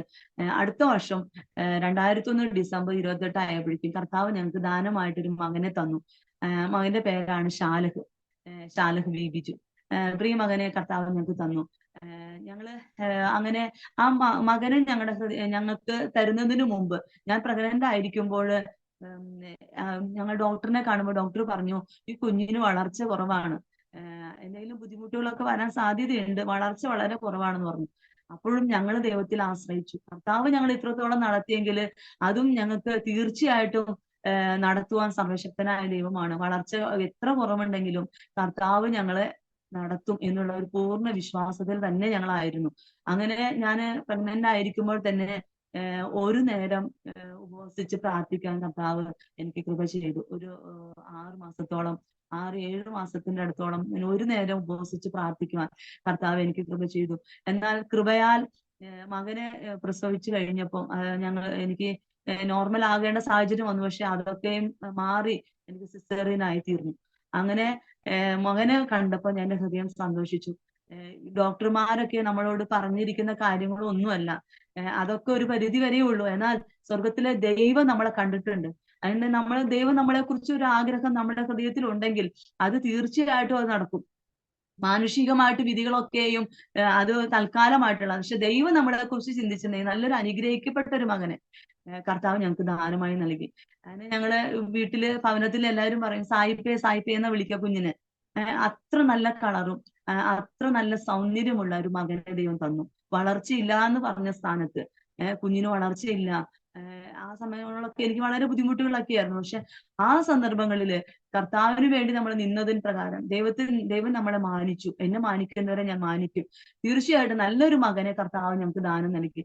അങ്ങനെ അവന്റെ വളർച്ചയും പഠിപ്പും കാര്യങ്ങളെല്ലാം കർത്താവിന്റെ കൃപയാൽ വളർന്നു. അങ്ങനെ രണ്ടാമത് ഞങ്ങൾക്ക് ഒരു മകളെ തന്നു. മകളെ തരുന്ന സമയത്ത് ഞാൻ എന്റെ കർത്താവിനോട് പറഞ്ഞു, കർത്താവെ എനിക്കൊരു മകളെ എനിക്ക് ആഗ്രഹമുണ്ട്. എനിക്കൊരു മകളെ ഞാൻ ഡോക്ടറിനോട് ഞാൻ സിസ്റ്റേഴ്സിനോട് പറഞ്ഞു, എനിക്കൊരു മോളെ അല്ല ഞാൻ ഡെലിവറി ചെയ്യുന്നതെങ്കിൽ എനിക്ക് എന്റെ പ്രസവം ഒരിക്കലും നിർത്തരുത്. എന്താന്ന് വെച്ചാൽ എനിക്കൊരു എന്റെ ഒരു മോളെ വേണം. അതെന്റെ ഒരു ഹൃദയത്തിൽ ഒരു ആഗ്രഹമായിരുന്നു. അപ്പോ ഭക്തന്റെ ആഗ്രഹം യഹോവ നിറവേറ്റും. അത് ചെറുതാണെങ്കിലും വലുതാണെങ്കിലും ഞാൻ ഇന്നും അത് അനുഭവിക്കുക. ചെറിയൊരു ആഗ്രഹം നമ്മുടെ ഹൃദയത്തിലുണ്ടെങ്കിൽ ആ ആഗ്രഹം ദൈവം നമുക്ക് സാധിപ്പിച്ചു തരും. അത് അന്ന് അങ്ങനെ ആഗ്രഹിച്ചു സിസ്റ്റേഴ്സിനോട് പറഞ്ഞു. എന്നാൽ ഡെലിവറി ആവുന്ന സമയത്ത്, അതും എനിക്ക് സിസേറിയൻ ആയിരുന്നു, ആ സിസേറിയൻ ആവുന്ന സമയത്ത് എനിക്ക് നല്ലൊരു മോളെയും കർത്താവ് തന്നു. അപ്പോ സിസ്റ്റേഴ്സ് പറഞ്ഞു, നിങ്ങളുടെ ആഗ്രഹം പോലെ തന്നെ ഒരു മോളെ കിട്ടിയിട്ടുണ്ട് എന്ന് പറഞ്ഞു. അങ്ങനെ ദൈവകൃപയാൽ ഞങ്ങൾക്ക് 2 മക്കളെ ദൈവം തന്നു. മോളുടെ പേര് മിൽക്ക ബിബിജു എന്നാണ്. മോൾ ഇപ്പൊ BSc നഴ്സിംഗ് ലാസ്റ്റ് ഇയർ പഠിക്കുന്നു. ദൈവകൃപയാൽ അനുഗ്രഹിക്കപ്പെട്ട കുഞ്ഞുങ്ങളെ കർത്താവ് ഞങ്ങൾക്ക് ദാനം നൽകി. അവരുടെ വളർച്ചയെല്ലാം കർത്താവിന്റെ സന്നിധിയിൽ ഏൽപ്പിച്ച് ഓരോ ഘട്ടങ്ങളിലും പതറിപ്പോകാതെ കർത്താവിന്റെ സന്നിധാനത്തിൽ ആശ്രയിച്ച് അവർക്ക് കണ്ണുനീരൊഴുക്കി പ്രാർത്ഥിപ്പാനും അവരുടെ വിദ്യാഭ്യാസ സമയങ്ങളിലൊക്കെ ദൈവം ഞങ്ങൾക്ക് വഴികളെ തുറന്നു. ഞങ്ങള് അതിനുശേഷം മോന് 10 മാസം ഉള്ളപ്പോഴാണ് ഞങ്ങൾ കർത്താവിന്റെ വേലയ്ക്ക് വേണ്ടിയിട്ട് ഇറങ്ങിത്തിരിക്കുന്നത്. അപ്പോ ദൈവത്തിന്റെ നിയോഗപ്രകാരം ഞങ്ങള് കർത്താവിന്റെ വേലയ്ക്ക് വേണ്ടി ഇറങ്ങി. അപ്പൊ ഞങ്ങൾക്കൊരു ദേശം കാണിച്ചു തന്നു. മധുക്കര എന്ന ദേശം കർത്താവിന്റെ ദാസന് കാണിച്ചു കൊടുത്തിട്ടാണ് ഞങ്ങള് ആ ദേശം എവിടെയാണെന്ന് കണ്ടുപിടിച്ചപ്പം അങ്ങനെയാണ് കോയമ്പത്തൂരാണ് അവിടെ ദേശം എന്ന് കണ്ടുപിടിച്ച് അവിടെ വന്ന് ഞങ്ങൾ അവിടെയുള്ള IPC സെന്ററിനോട് കൂടി ചേർന്ന് അങ്ങനെ പ്രവർത്തനങ്ങളൊക്കെ ആരംഭിപ്പാൻ കർത്താവ് കൃപയെ സഹായിച്ചു. അങ്ങനെ ഞങ്ങൾ 21 വർഷം കർത്താവിന്റെ വേലയില് കോയമ്പത്തൂരിന്റെ ദേശത്തായിരുന്നു. അവിടെ ദൈവത്തിന്റെ കൃപയാൽ ഞങ്ങൾ നടത്തി. ഞങ്ങൾ ആദ്യം സ്റ്റാർട്ടിങ്ങിലൊക്കെ കടന്നു പോകുന്ന സന്ദർഭങ്ങളിൽ വളരെ ബുദ്ധിമുട്ടുകൾ സഹിച്ചു. അപ്പോ തീയിൽ കുരുത്തത് വെയിലത്ത് പാടില്ലല്ലോ. ഒരു പഴമൊഴിയുണ്ട്. അപ്പൊ ചെറുപ്രായങ്ങളിൽ തന്നെ കർത്താവ് എന്തിനു വേണ്ടിയിട്ടാണ് ഈ കഷ്ടത നമ്മുടെ ജീവിതത്തിലേക്ക് കൊണ്ടുവന്നതെന്ന് ഞാൻ എൻ്റെ സുവിശേഷ വേലയിൽ, ഞങ്ങൾ കുടുംബമായിട്ട് കർത്താവിന്റെ വേലയിൽ കടന്നുപോയപ്പോൾ എനിക്കത് മനസ്സിലാക്കുവാനായിട്ട് ഇടയായി തീർന്നു. കർത്താവിനെ ഒന്ന് ഒരുക്കിയെടുക്കുമായിരുന്നു, കർത്താവിനെ ഒന്ന് പണിതെടുക്കുമായിരുന്നു. അപ്പൊ നമ്മളെ കർത്താവ് പണിതെടുക്കുമ്പോൾ ആ ദൈവത്തിന്റെ കരങ്ങളിൽ നമ്മൾ അടങ്ങിയിരിക്കുന്ന ഒരു പാത്രമാണെങ്കിൽ ദൈവം നമ്മളെ അവിടെ ഉപയോഗിക്കും. ഒരു കുശവന്റെ കയ്യിൽ ഒരു കളിമൺ പാത്രം ഉണ്ടെങ്കിൽ, ഞാൻ കുശവന്റെ ആലയിലേക്ക് ഞാൻ കടന്നു പോയിട്ടുണ്ട്.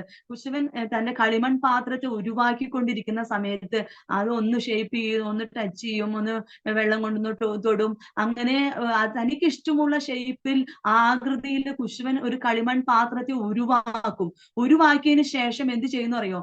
ആ മെഷീനുമായിട്ടുള്ള ആ ബന്ധം വിട്ടിട്ട് ആ കുശവൻ ആ പാത്രത്തെ മാറ്റി മാറ്റി വെക്കും. അതിനുശേഷം തീയിലേക്ക് കൊണ്ടുവന്ന്, തീ ചൂളയിലേക്ക് കൊണ്ടുവന്നിട്ട് അതിനൊരു പാകപ്പെടുത്തിയിരിക്കുന്ന ഒരു പരുവമുണ്ട്. അങ്ങനെ പാകപ്പെടുത്തി എടുത്താൽ അത് ഏത് കുശവൻ ആഗ്രഹിക്കുന്ന ഏതു പാത്രമാണോ ആ പാത്രത്തിലേക്ക്, അതിന്റെ രൂപത്തിലേക്ക് മാന്യതയോടുകൂടെ വരുവാനായിട്ട് ഇടയായിത്തീരും. അതുപോലെ തന്നെ നമ്മളെ തീച്ചൂളയിലേക്ക് ഇടുമ്പോൾ അല്ലെങ്കിൽ കഷ്ടതയിലേക്ക് ഇടുമ്പോൾ നമ്മൾ ആരും ഭാരപ്പെടേണ്ട, നിരാശപ്പെടേണ്ട. എന്തിനാണെന്ന് വെച്ചാൽ നമുക്കൊരു മാന്യതയുണ്ട്. നമ്മളൊരു മാനപാത്രമാക്കി, ശ്രേഷ്ഠതയുള്ള ഒരു പാത്രമാക്കി മാറ്റുവാനാണ് കർത്താവ് നമ്മളെ കുറിച്ച് ആഗ്രഹിക്കുന്നത്. ഇവിടെ ഞാൻ കർത്താവിന്റെ വേലയ്ക്ക് ഞങ്ങൾ ഇറങ്ങിത്തിരിക്കുമ്പോൾ വളരെ അനുഭവിച്ചു. ഞങ്ങൾക്ക് വാടക കൊടുക്കണ്ടായിരുന്നു. ഒരു വീട് ഞങ്ങൾക്ക് ദൈവം ദാനമായിട്ട് വാടക കൊടുക്കാതെ കുറച്ച് നാൾ ഇരിക്കുവാനായിട്ട് തന്നു. എന്നാൽ ഞങ്ങൾക്ക് ഫുഡ് കഴിക്കാനും മറ്റുള്ള കാര്യങ്ങൾക്കൊക്കെ വളരെ ഞങ്ങൾ കഷ്ടതയോട് കൂടെ വന്നു. ഞങ്ങൾക്ക് 500 രൂപ ഒരു സാറ് ഞങ്ങൾക്ക് സ്പോൺസർ ചെയ്തു. അതല്ലാതെ ഞങ്ങൾക്ക് വേറെ ഒരു സ്പോൺസറിങ് ഉണ്ടായിരുന്നില്ല. എന്നാൽ ഞങ്ങളെ രക്ഷിച്ച ഒരു മുരിങ്ങ മരം ഞങ്ങൾക്ക് ഉണ്ടായിരുന്നു. മുരിങ്ങ മരത്തിന്റെ കഥ ഭയങ്കരമാണ്. ആ മുരിങ്ങ മരത്തിന്റെ കായ 24 നാളും മാസവും കായ്ക്കുന്ന ഒരു മുരിങ്ങ മരം, മുരിങ്ങയുടെ ഇല, മുരിങ്ങയുടെ പൂവ്, ഇതൊക്കെയായിരുന്നു ഞങ്ങളുടെ ഭക്ഷണം. അങ്ങനെ ദൈവം ഞങ്ങളെ സഹായിച്ച ഒരു മുരിങ്ങ മരം ഞങ്ങൾക്ക് തന്നു. അങ്ങനെ ഞങ്ങൾ കർത്താവിന്റെ വേലയിൽ വളരെ ശക്തമായിട്ട് ഉപയോഗിച്ചു. കർത്താവ് ഞങ്ങൾ അനുഗ്രഹിച്ചു. അപ്പോൾ ഞങ്ങളുടെ ചെറുപ്രായങ്ങളിൽ കഷ്ടത അനുഭവിച്ചത് കൊണ്ട് ഞങ്ങൾക്ക് വ്യർത്ഥമായി പോയില്ല. അത് ഞങ്ങളുടെ ജീവിതത്തിൽ അനുഗ്രഹമായിരുന്നു. ഞങ്ങളുടെ കുടുംബജീവിതം ആരംഭിക്കുന്ന സമയത്ത് ഞങ്ങൾ വെറും ഒരു 2 രൂപ കോയിൻ കയ്യിൽ എടുത്തിട്ട് ഞങ്ങൾ പ്രാർത്ഥിച്ച് ഞങ്ങളുടെ കുടുംബജീവിതം ആരംഭിച്ചതാണ്. എൻ്റെ പിതാവിന് ഞങ്ങൾക്ക് സാമ്പത്തികമായിട്ട് ബുദ്ധിമുട്ടുകളൊക്കെ ഉള്ളതുകൊണ്ട് തുച്ഛമായ ചെറിയൊരു പൈസയാണ്, അതും കടം വാങ്ങിയിട്ടാണ് എനിക്ക് സ്ത്രീധനമായിട്ട് കൊടുത്തത്. അത് എന്റെ ഹസ്ബൻഡിന്റെ വീട്ടുകാർ 1 രൂപ പോലും ചോദിച്ചിട്ടില്ല.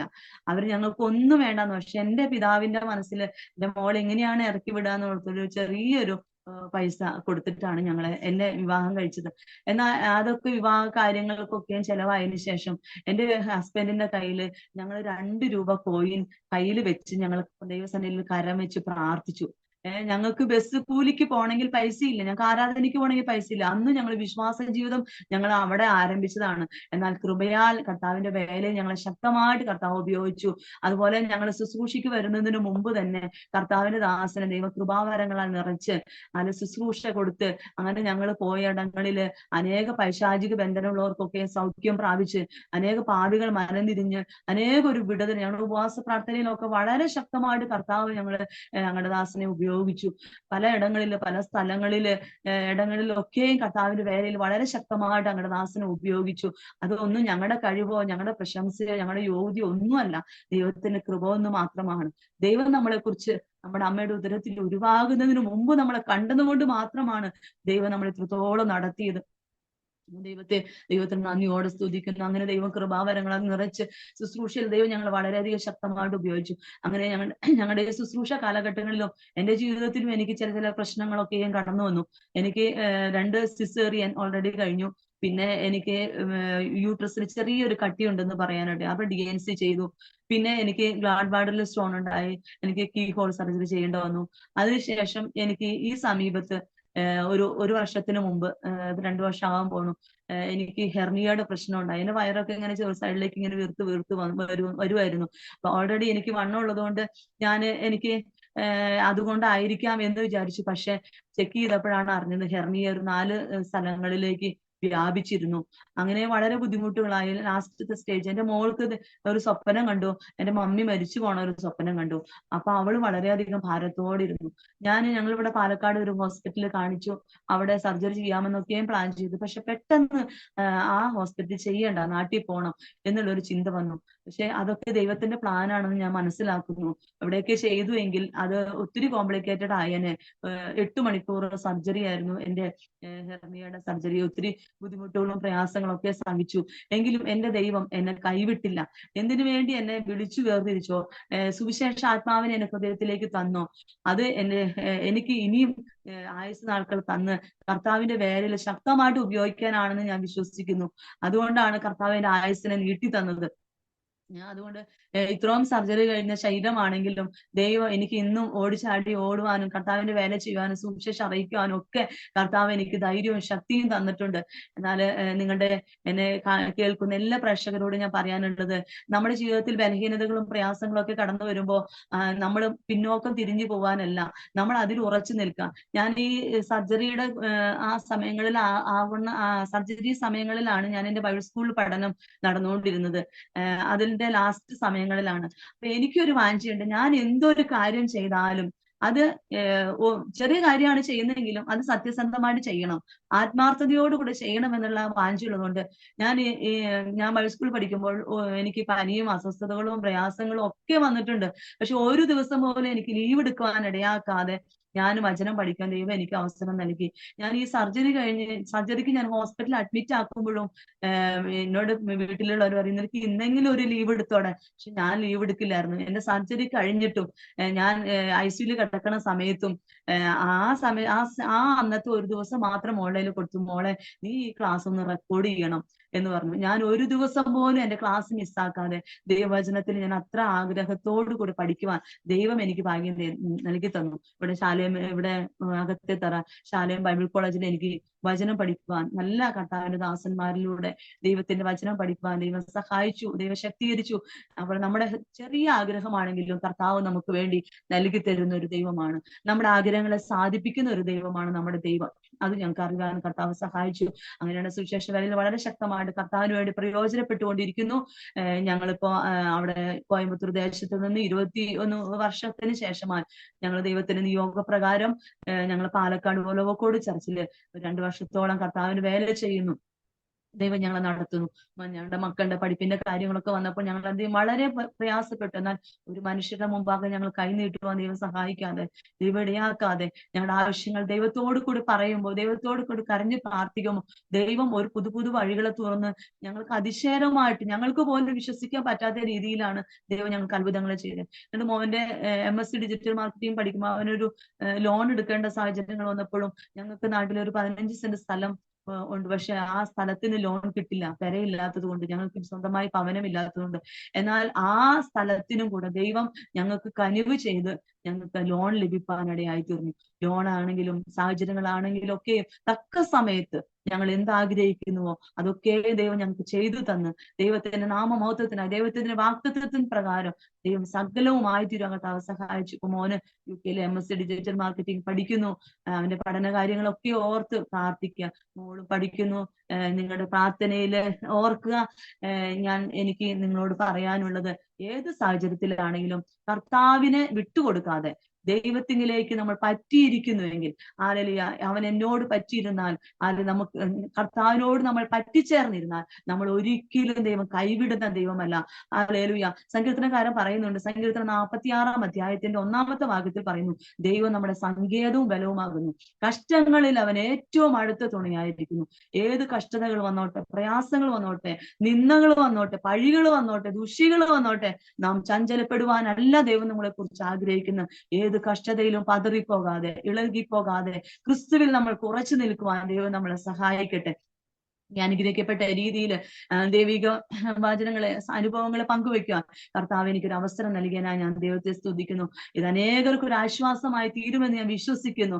അനേക കഷ്ടതകളിലൂടെ കടന്നു പോകുന്നവർക്ക് ഒരു ആശ്വാസമായി തീരും. നമ്മുടെ മറ്റുള്ള കോമൺ ആയിട്ട് നമ്മൾ പൊതുവേ നമ്മൾ നോക്കുമ്പോൾ ഇങ്ങനെ ഒരു വാക്കുണ്ട്, സൈക്കിളും കൊണ്ട് വന്നാൽ കാറും കൊണ്ട് പോകാം. അതൊന്നും അല്ല നമ്മുടെ ക്രിസ്തീയ ജീവിതം. കഷ്ടതയും കഷ്ടപ്പാടുകളും ദുരിതങ്ങളും അനുഭവിക്കുന്ന ജീവിതമാണ് കഷ്ടത. സുവിശേഷ വേല എന്നുള്ളത് സുഖത്തിന്റെയും സുഖം ലോലുപമായിട്ടുള്ള ജീവിതങ്ങളൊന്നുമല്ല. ആ കഷ്ടതയിലൂടെ നമ്മൾ കടന്നുപോയാൽ, ആ കഷ്ടത നമ്മൾ അനുഭവിച്ചാൽ അത് നമുക്ക് ഏറ്റവും പ്രയോജനകരമായിട്ട് മാറും. ഞാൻ അനുഭവിച്ചത് കൊണ്ടാണ് പറയുന്നത്. നമ്മൾക്ക് നിനക്ക് കഷ്ടത മാറണോ, നീ വിശ്വാസത്തിലേക്ക് വാ എന്നൊക്കെ ഞാൻ ചിലർ പറയുന്നത് കേട്ടിട്ടുണ്ട്. വിശ്വാസത്തിലേക്ക് വന്ന കഷ്ടത മാറില്ല. എന്നാൽ പൗലോസ് പറയുന്ന പോലെ എന്റെ കൃപ നിനക്ക് മതി, സഹിക്കുവാനായിട്ടുള്ള ഒരു കൃപ ദൈവം നമുക്ക് തരും. ആ കഷ്ടതയിലും പതറിപ്പോകാതെ ഇളകിപ്പോകാതെ ഉറച്ചു നിൽക്കുവാൻ ഒരു കൃപ ദൈവം നമുക്ക് തരും. അല്ലാതെ നമ്മുടെ കഷ്ടത മാറുവാനല്ല. ക്രിസ്തീയ ജീവിതം എന്ന് പറഞ്ഞാൽ പട്ടുമെത്തിയൊന്നുമല്ല. ആ ക്രിസ്തീയ ജീവിതം ഞെരുക്കത്തിന്റെയും കഷ്ടതയുടെയും ഭാരങ്ങളുടെയും ഒക്കെ ജീവിതമാണ്. അത് ഞങ്ങൾ അനുഭവിച്ചതാണ്. എന്നാൽ അതിൽ നിന്നൊക്കെ കർത്താവ് നമ്മളെ വിടുവിച്ച് നമുക്ക് ഇത്രത്തോളം സഹായിച്ചുവല്ലോ. ദൈവത്തിനായി ഞങ്ങൾ നന്ദിയോടെ സ്തുതിക്കുന്നു. കർത്താവിന്റെ വലിയ കൃപകളെ ഓർത്ത് ഞാൻ ദൈവത്തെ സ്തുതിക്കുന്നു. ഏത് രീതിയിലും കർത്താവിന് പ്രയോജനപ്പെടണം, അല്ലെങ്കിൽ കർത്താവിനെ പ്രശംസിക്കണം, അല്ലെങ്കിൽ കർത്താവ് ഒരു സാക്ഷ്യം അല്ലെങ്കിൽ ഒരു വചനം പറഞ്ഞാൽ ദൈവത്തിന്റെ നാമം ഉയരണം എന്നുള്ള ഒറ്റ ആഗ്രഹമേ ഞങ്ങൾക്കുള്ളൂ. അതിന് പ്രകാരം ഞങ്ങൾ ഇത്രത്തോളം കർത്താവ് ഞങ്ങൾ നടത്തി, ഇനി ഞങ്ങൾ നടത്തുവാൻ ദൈവം ശക്തനാണ്. ദൈവം ഞങ്ങളെ സഹായിച്ചതിനെ നന്ദിയോടെ സ്തുതിക്കുന്നു. ഇത്രയും സമയം അനുഭവത്തിൽ നിന്ന് പങ്കുവയ്പ്പാൻ കർത്താവ് ഞങ്ങളെ സഹായിച്ചു. ഈ അരോമ ടിവിയില് ഇങ്ങനെ ഈ പ്രകാരം എനിക്കൊരു അനുഭവ സാക്ഷ്യം പങ്കുവെക്കുവാനായിട്ട് കർത്താവിന്റെ ദാസൻ ഡാനിയൽ ജോൺ പാസ്റ്റർ ഞങ്ങൾക്ക് ഒരു അവസരം നൽകിയതിനായി ഞാൻ ദൈവത്തെ സ്തുതിക്കുന്നു. കർത്താവിന്റെ ദാസനെ പരിചയപ്പെടുത്തിയത് സോമൻ പാസ്റ്റർ ആണ്. കർത്താവിന്റെ ദാസനാണ് നമ്മുടെ അരോമ ടിവിയെ കുറിച്ചും കാര്യങ്ങളൊക്കെ പരിചയപ്പെടുത്തിയത്. കർത്താവിന്റെ ദാസനെയും ദൈവം അനുഗ്രഹിക്കട്ടെ, കുടുംബത്തെ അനുഗ്രഹിക്കട്ടെ. ഈ TV ചാനൽ നിമിത്തമായി അനേകർ വിശ്വാസത്തിലേക്ക് കടന്നു വരട്ടെ. അനേക സമാധാനമില്ലാത്തവർ അനേകരുടെ സാക്ഷ്യങ്ങൾ കേട്ടുകൊണ്ട് അത്ഭുത രോഗസൗഖ്യങ്ങൾ കണ്ട് വിടുതൽ കണ്ടുകൊണ്ട് അനേകർ വിശ്വാസത്തിലേക്ക് വരുവാനായിട്ട് ദൈവം സഹായിക്കട്ടെ, ശക്തീകരിക്കട്ടെ. ദൈവം നമുക്ക് വേണ്ടി ഒരു അത്ഭുതങ്ങൾ ചെയ്താൽ ആ അത്ഭുതം അല്ലെങ്കിൽ ഒരു രോഗസൗഖ്യം കർത്താവ് നമുക്ക് തന്നിട്ടുണ്ടെങ്കിൽ പിന്നീട് ആ രോഗം വന്ന് ആ മനുഷ്യൻ ചാവില്ല. അത് ഞാൻ പൂർണ്ണമായിട്ട് വിശ്വസിക്കുന്നു. എന്റെ ഹസ്ബൻഡിന് ഒരു TBയുടെ അസുഖം വന്ന് 6 മാസം 5 മാസം 6 മാസത്തിനുള്ളിൽ നീ മരിച്ചു പോകുമെന്ന് ഡോക്ടർമാർ വിധി എഴുതിയ സ്ഥാനത്താണ് അവിടെ ഒരു വിടുതൽ കർത്താവ് നൽകിയത്. അതിനുശേഷമായിരുന്നു ഞങ്ങളുടെ വിവാഹം. ആ വിവാഹത്തിന് ശേഷം ഞങ്ങൾ സുവിശേഷ വേലയിലായിരിക്കുന്ന സന്ദർഭത്തില് ഈ ചെറുതായിട്ട് ഒരു ചുമ വന്നു. ചുമ വന്നപ്പോ ഞാൻ പറഞ്ഞു, പാസ്റ്ററോട് പറഞ്ഞു, ചുമ വരുന്നുണ്ട്, ചുമ ഒന്ന് ടെസ്റ്റ് ചെയ്യുന്നു പറഞ്ഞു. അങ്ങനെ ടെസ്റ്റ് ചെയ്ത് നോക്കുമ്പോൾ ഒരു കുഴപ്പമില്ല. ഷുഗറിന്റെ കംപ്ലൈന്റ് ഉള്ളതുകൊണ്ടാണ് ചുമ വന്നത്. എന്നാൽ ദൈവം ഒരിക്കൽ സൗഖ്യം കൊടുത്താൽ ആ സൗഖ്യം യഥാർത്ഥമാണ്. നമുക്ക് അവിശ്വസിക്കേണ്ട ആവശ്യമില്ല. നാം വിശ്വസിച്ചാൽ നീ ദൈവത്തിന്റെ മഹത്വം കാണും. ദൈവത്തിന്റെ പ്രവൃത്തി കാണണമെങ്കിൽ നാം വിശ്വസിക്കണം. അത് ദൈവം നമുക്ക് സൗഖ്യം തന്ന് ദൈവം നമുക്ക് വിടുതൽ നൽകി നമ്മളെ എത്രത്തോളം നടത്തുന്ന ദൈവത്തിനെ നാം എത്ര സ്തുതിച്ചാലും മതി വരില്ല. നമ്മൾ അനേകരുടെ അടുക്കിലേക്ക് ഒരു സാക്ഷിയാക്കി കർത്താവ് എല്ലാവരെയും മാറ്റട്ടെ. ഈ അനുഭവങ്ങൾ ഞങ്ങൾ എന്നെ ശ്രവിച്ച എല്ലാ അരോമ TVയുടെ പ്രേക്ഷകർക്കും എല്ലാ സഹോദരി സഹോദരങ്ങൾക്കും വിശേഷാൽ കർത്താവിന്റെ ദാസനോടുള്ള നന്ദി അറിയിക്കുന്നു. ദൈവം നിങ്ങളെല്ലാവരെയും ധാരാളമായിട്ട് അനുഗ്രഹിക്കട്ടെ. ഈ TV ചാനല് വളർത്തിയെടുക്കട്ടെ. ദൈവം അനേകർക്ക് ഒരു ആശ്വാസമാക്കി കർത്താവ് മാറ്റട്ടെ. ഞങ്ങളുടെ പ്രാർത്ഥനയും ഞങ്ങളുടെ ആശംസയും ഈ സമയത്ത് അറിയിക്കുന്നു. ദൈവം നിങ്ങളെ ധാരാളമായിട്ട് അനുഗ്രഹിക്കട്ടെ. Thank you pastor. Amen. Thank you കർത്താവിൻ്റെ ദാസി പ്രിയ എലിസബത്ത് ബിജു. വളരെ അനുഗ്രഹിക്കപ്പെട്ടതായ ജീവിതാനുഭവങ്ങൾ പങ്കുവയ്ക്കുവാൻ സർവ്വകൃപാലുവായ ദൈവം കർത്താവിൻ്റെ ദാസിയെ ബലപ്പെടുത്തിയത് ഓർത്ത് ഞാൻ ദൈവത്തിന് നന്ദിയോടെ സ്തോത്രം ചെന്ന് സ്തുതിക്കുന്നു. ദൈവം ചെയ്ത ഉപകാരങ്ങൾ, നടത്തിയ വഴികൾ എത്ര വലിയതാണെന്ന് നമ്മുടെ ജീവിതത്തിലേക്ക് നാം തിരിഞ്ഞു നോക്കുമ്പോൾ അതിൻ്റെ ഹൃദയത്തോടെ ദൈവസന്നിധിയിലായിരിക്കാൻ തക്കവണ്ണിയായിത്തീരും. ആകയാൽ ഈ അവസരം കർത്താവ് പ്രിയ ദാസിയെ ഒരുക്കിയത് ഓർത്ത് ഞാൻ ദൈവത്തിന് നന്ദി പറയുന്നു. നിശ്ചയമായിട്ടും ആ ഒരു നാമധേയ പശ്ചാത്തലത്തിൽ ജനിച്ച് വളർത്തപ്പെട്ടു എങ്കിലും അതിൽ നിന്ന് അറിഞ്ഞ സത്യത്തിന് വേണ്ടി ആ വാത്സല്യ പിതാവ് ഉറച്ചു നിന്നതുകൊണ്ട് മറ്റ് യാതൊരു വിധമായ വഴികളിലേക്ക് പോകുവാനിടയാകാതെ കർത്താവിൻ്റെ സ്നേഹത്തിലേക്കും വചനത്തിലേക്കും ആഴമായി ഇറങ്ങി ആ സത്യത്തിൽ വളർന്നു വരുവാൻ, മുതിർന്നു വരുവാൻ, കർത്താവിൻ്റെ വചനം പഠിക്കുവാൻ, കർത്താവിൻ്റെ വേലയ്ക്ക് ഒരുക്കപ്പെടുവാൻ, തിരഞ്ഞെടുക്കപ്പെടുവാൻ, ആക്കപ്പെടുവാൻ ദൈവം കൃപ ചെയ്തു. നിശ്ചയമായിട്ടും അനുഗ്രഹിക്കപ്പെട്ട അനുഭവങ്ങളാണ് പ്രിയ സിസ്റ്ററിന്റെ ജീവിതത്തിൽ ദൈവം തന്നിരിക്കുന്നത്. അനേകർക്ക് ആശ്വാസവും അനുഗ്രഹമായി തീരട്ടെ. കർത്താവിന് വേണ്ടി ഏറെ പ്രയോജനപ്പെടുവാൻ ദൈവം പിന്നെ ഒരുക്കട്ടെ എന്ന് ആഗ്രഹിക്കുക, ആശംസിക്കുകയും പ്രാർത്ഥിക്കുകയും ചെയ്യുന്നു. അരോമ ടിവിയുടെ ശ്രോതാക്കൾക്ക് വേണ്ടി കർത്താവിൻ്റെ ദാസി ഈ സമയം ഒരു നിമിഷം പ്രാർത്ഥനയിൽ സഹായിക്കാം. ഒരു വാക്കിൽ പ്രാർത്ഥിച്ചാട്ട് അരോമ ടിവിയുടെ എല്ലാ പ്രേക്ഷകരെയും ദൈവം അനുഗ്രഹിക്കേണ്ടതിന് വേണ്ടി ഒരു നിമിഷം പ്രാർത്ഥിക്കും. സ്തോത്രം സ്തോത്രം സ്തോത്രം സ്തോത്രം സ്തോത്രം. പരിശുദ്ധനായ ഞങ്ങളുടെ ദൈവമേ, സ്വർഗീയ നല്ല പിതാവേ, ഈ മനോഹരമായ പൽസമയത്തിനായി ഞങ്ങൾ നന്ദിയോടെ സ്തുതിക്കുന്നു.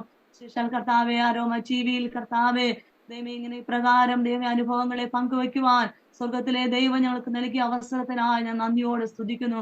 കർത്താവേ, ഇതിനൊന്നും ഞാൻ യോഗ്യതയുള്ളവളല്ല കർത്താവേ, അങ്ങയുടെ കൃപ ഒന്ന് മാത്രമാണ് ദൈവം. ഞാൻ പൂർണ്ണമായി വിശ്വസിക്കുന്നു. ഈ അരോമ TV ചാനലിൽ കർത്താവേ, അല്ലെങ്കിൽ എന്റെ സാക്ഷ്യം കേൾക്കുന്ന എല്ലാ ദൈവമക്കളെ, എല്ലാ പ്രേക്ഷകരെയും കർത്താവ് അനുഗ്രഹിക്കണമേ കർത്താവേ. അവരുടെ കുടുംബങ്ങളെ കർത്താവ് അനുഗ്രഹിക്കണമേ, അവരുടെ വിശ്വാസത്തിൽ ഉറപ്പിക്കണമേ കർത്താവേ. തളർന്നു പോകുന്ന സാഹചര്യങ്ങളില് ഹല്ലേലൂയ കർത്താവേ, എല്ലാം സമാധാനം നഷ്ടപ്പെടുന്ന സാഹചര്യങ്ങളില് ആശ്വാസകനായി സഹായകനായി കർത്താവെ ഓരോരുത്തരോടും കൂടെ ഉണ്ടായിരിക്കണമേ. ദൈവത്തിന്റെ പരിശുദ്ധാത്മാവിന്റെ ആ വലിയ സാന്നിധ്യം കൊണ്ട് ഓരോ കുടുംബങ്ങളെ അനുഗ്രഹിക്കണമേ കർത്താവെ. ഈ സാക്ഷ്യം കേൾക്കുന്ന ചെറിയ മക്കൾ മുതൽ മുതിർന്ന പ്രായമുള്ള എല്ലാവരും വരെയും ദൈവത്തിന്റെ പരിശുദ്ധാത്മാവ് ഹൃദയത്തോട് സംസാരിക്കുമാറാകണമേ ഞങ്ങൾ പ്രാർത്ഥിക്കുന്നു കർത്താവെ. ഹല്ലേലൂയ സ്തോത്രം. ശേഷാൽ കർത്താവെ, ഇതിന് അവസരങ്ങൾ ഒരുക്കി തന്ന കർത്താവിന്റെ ദാസൻ അരിയൽ പാസ്റ്ററിനാ ഞങ്ങൾ പ്രാർത്ഥിക്കുന്നു കർത്താവെ. കുടുംബമായി അനുഗ്രഹിക്കണമേ, പ്രവർത്തനങ്ങളെ കർത്താവ് മാനിക്കണമേ, സഹായിക്കണമേ കർത്താവെ. അനേകം അടുക്കിലേക്ക് പല സാക്ഷ്യങ്ങളും കർത്താവെ, നല്ല വചനങ്ങളും ഒക്കെ കർത്താവെ അയക്കുവാൻ ദൈവം അങ്ങയുടെ ദാസനെ കർത്താവ് കുടുംബമായി ശക്തീകരിച്ചനായ സ്തോത്രം. ദൈവം ധാരാളമായിട്ട് അനുഗ്രഹിക്കണമേ കർത്താവെ. പിതാവിന്റെയും പുത്രന്റെയും പരിശുദ്ധാത്മാവിന്റെയും നാമത്തില് കർത്താവെ, ദാസനെയും കുടുംബത്തെയും അരോമ TV ചാനലിലുള്ള എല്ലാ ദൈവമക്കളെയും അനുഗ്രഹിച്ച് പ്രാർത്ഥിക്കുന്നു. എല്ലാവരും ഒരു അനുഗ്രഹമായി തീരട്ടെ, സഹായിക്കട്ടെ, ശക്തീകരിക്കട്ടെ കർത്താവ്. ഞങ്ങളുടെ പ്രാർത്ഥന കേട്ടിരിക്കാൻ നന്ദിയോടെ സ്തുതിക്കുന്നു. മാനമോത്വം തിരുമേലെടുക്കണം രക്ഷനായ യേശു ക്രിസ്തുവിന്റെ നാമത്തിൽ ചോദിക്കുന്നു. കൃപയോടെ കേൾക്കണം സ്വർഗീയ നല്ല പിതാവേ. ആമേൻ. സ്തോത്രം സ്തോത്രം. Thank you Priya Elizabeth Biju sister. ഇത്രത്തോളം സമയം അനുഗ്രഹിക്കപ്പെട്ട ജീവിതാനുഭവവും ദൈവം നടത്തിയ അത്ഭുതകരമായ വഴികളെയും കുറിച്ച് ദൈവനാമ മഹത്വത്തിന് വേണ്ടി പങ്കുവയ്ക്കുവാൻ അരോമ TVയിലെ പ്രേക്ഷകരോടൊപ്പം സമയം വേർതിരിച്ചതിനെ കർത്താവിന്റെ ദാസിയോടും കുടുംബാംഗങ്ങളതായ നന്ദി സ്നേഹം അറിയിക്കുന്നു. ദൈവമായ കർത്താവ് ധാരാളം അനുഗ്രഹിക്കട്ടെ, സൗഖ്യാരോഗ്യം ദീർഘായുസ്സും തരട്ടെ. കർത്താവിന് വേണ്ടി ഏറെ പ്രയോജനപ്പെടുവാൻ ദൈവത്തിന്റെ അവസരങ്ങൾ ഒരുക്കട്ടെ എന്ന് ആശംസിക്കുന്നു, പ്രാർത്ഥിക്കുന്നു. അതുപോലെ തന്നെ ഞങ്ങളെ കേട്ടുകൊണ്ടിരുന്ന പ്രേക്ഷകരുള്ളതായ നന്ദി സ്നേഹത്തിനടുത്ത് അറിയിക്കുന്നു. തീർച്ചയായിട്ടും നിങ്ങൾക്ക് ഈ അനുഭവങ്ങൾ അനുഗ്രഹമായി തീർന്നു എന്ന് ഞങ്ങൾ പൂർണ്ണമായി വിശ്വസിക്കുകയാണ്. തീർച്ചയായിട്ടും നിങ്ങളുടെ പ്രിയപ്പെട്ടവർക്ക്, സുഹൃത്തുക്കൾ കൂടി ഷെയർ ചെയ്ത് കൊടുക്കും. അവരും കേട്ട് അനുഗ്രഹിക്കപ്പെട്ട് അതിലൂടെ ദൈവനാമം മഹിമപ്പെടുവാൻ മുഖാന്തരമായി തീരുമല്ലോ. മാത്രമല്ല, നിങ്ങളുടെ വലിയൊരു അഭിപ്രായങ്ങളും നിർദ്ദേശങ്ങളും കമൻറ്റ് ബോക്സിൽ നിങ്ങൾക്ക് രേഖപ്പെടുത്താവുന്നതാണ്. അതുപോലെ തന്നെ ഞങ്ങളുടെ വാട്സപ്പിൽ നിങ്ങൾക്ക് നിങ്ങളുടെ പ്രാർത്ഥനാ വിഷയങ്ങൾ അയക്കുകയും അതുപോലെ ഞങ്ങളുടെ വെബ്സൈറ്റ് നിങ്ങൾക്ക് സന്ദർശിക്കുകയും ചെയ്യാം. aroma.tv.co.in എന്ന വെബ്സൈറ്റിൽ നിങ്ങളുടെ സാക്ഷ്യത്തിനുള്ളതായ സ്ലോട്ടുകൾ നിങ്ങൾക്ക് തിരഞ്ഞെടുക്കാവുന്നതാണ്. അടുത്ത അനുഗ്രഹിക്കപ്പെട്ട ജീവിതാനുഭവമായി വീട്ടിൽ കൂടി കാണും വരെ എല്ലാ പ്രിയപ്പെട്ടവർക്കും good bye. God bless you all. Amen. ഓർമ്മയുടെ മനോരഥത്തിൽ മായാത്ത ഓർമ്മയ്ക്കായി അരോമ മാട്രിമോണിയിൽ നിന്നും ജീവിത പങ്കാളിയെ കണ്ടെത്തൂ. നിങ്ങൾ ഒരു ക്രിസ്തീയ ജീവിത പങ്കാളിയെ അന്വേഷിക്കുകയാണോ? അതോ മക്കൾക്ക് അനുയോജ്യമായ ഒരു തക്ക തുണയ്ക്ക് വേണ്ടി പ്രാർത്ഥിക്കുന്ന വ്യക്തിയാണോ? എങ്കിൽ അരോമ മാട്രിമോണി നിങ്ങൾക്ക് വേണ്ടിയാണ്. ഇന്നു തന്നെ സൗജന്യമായി രജിസ്റ്റർ ചെയ്യൂ.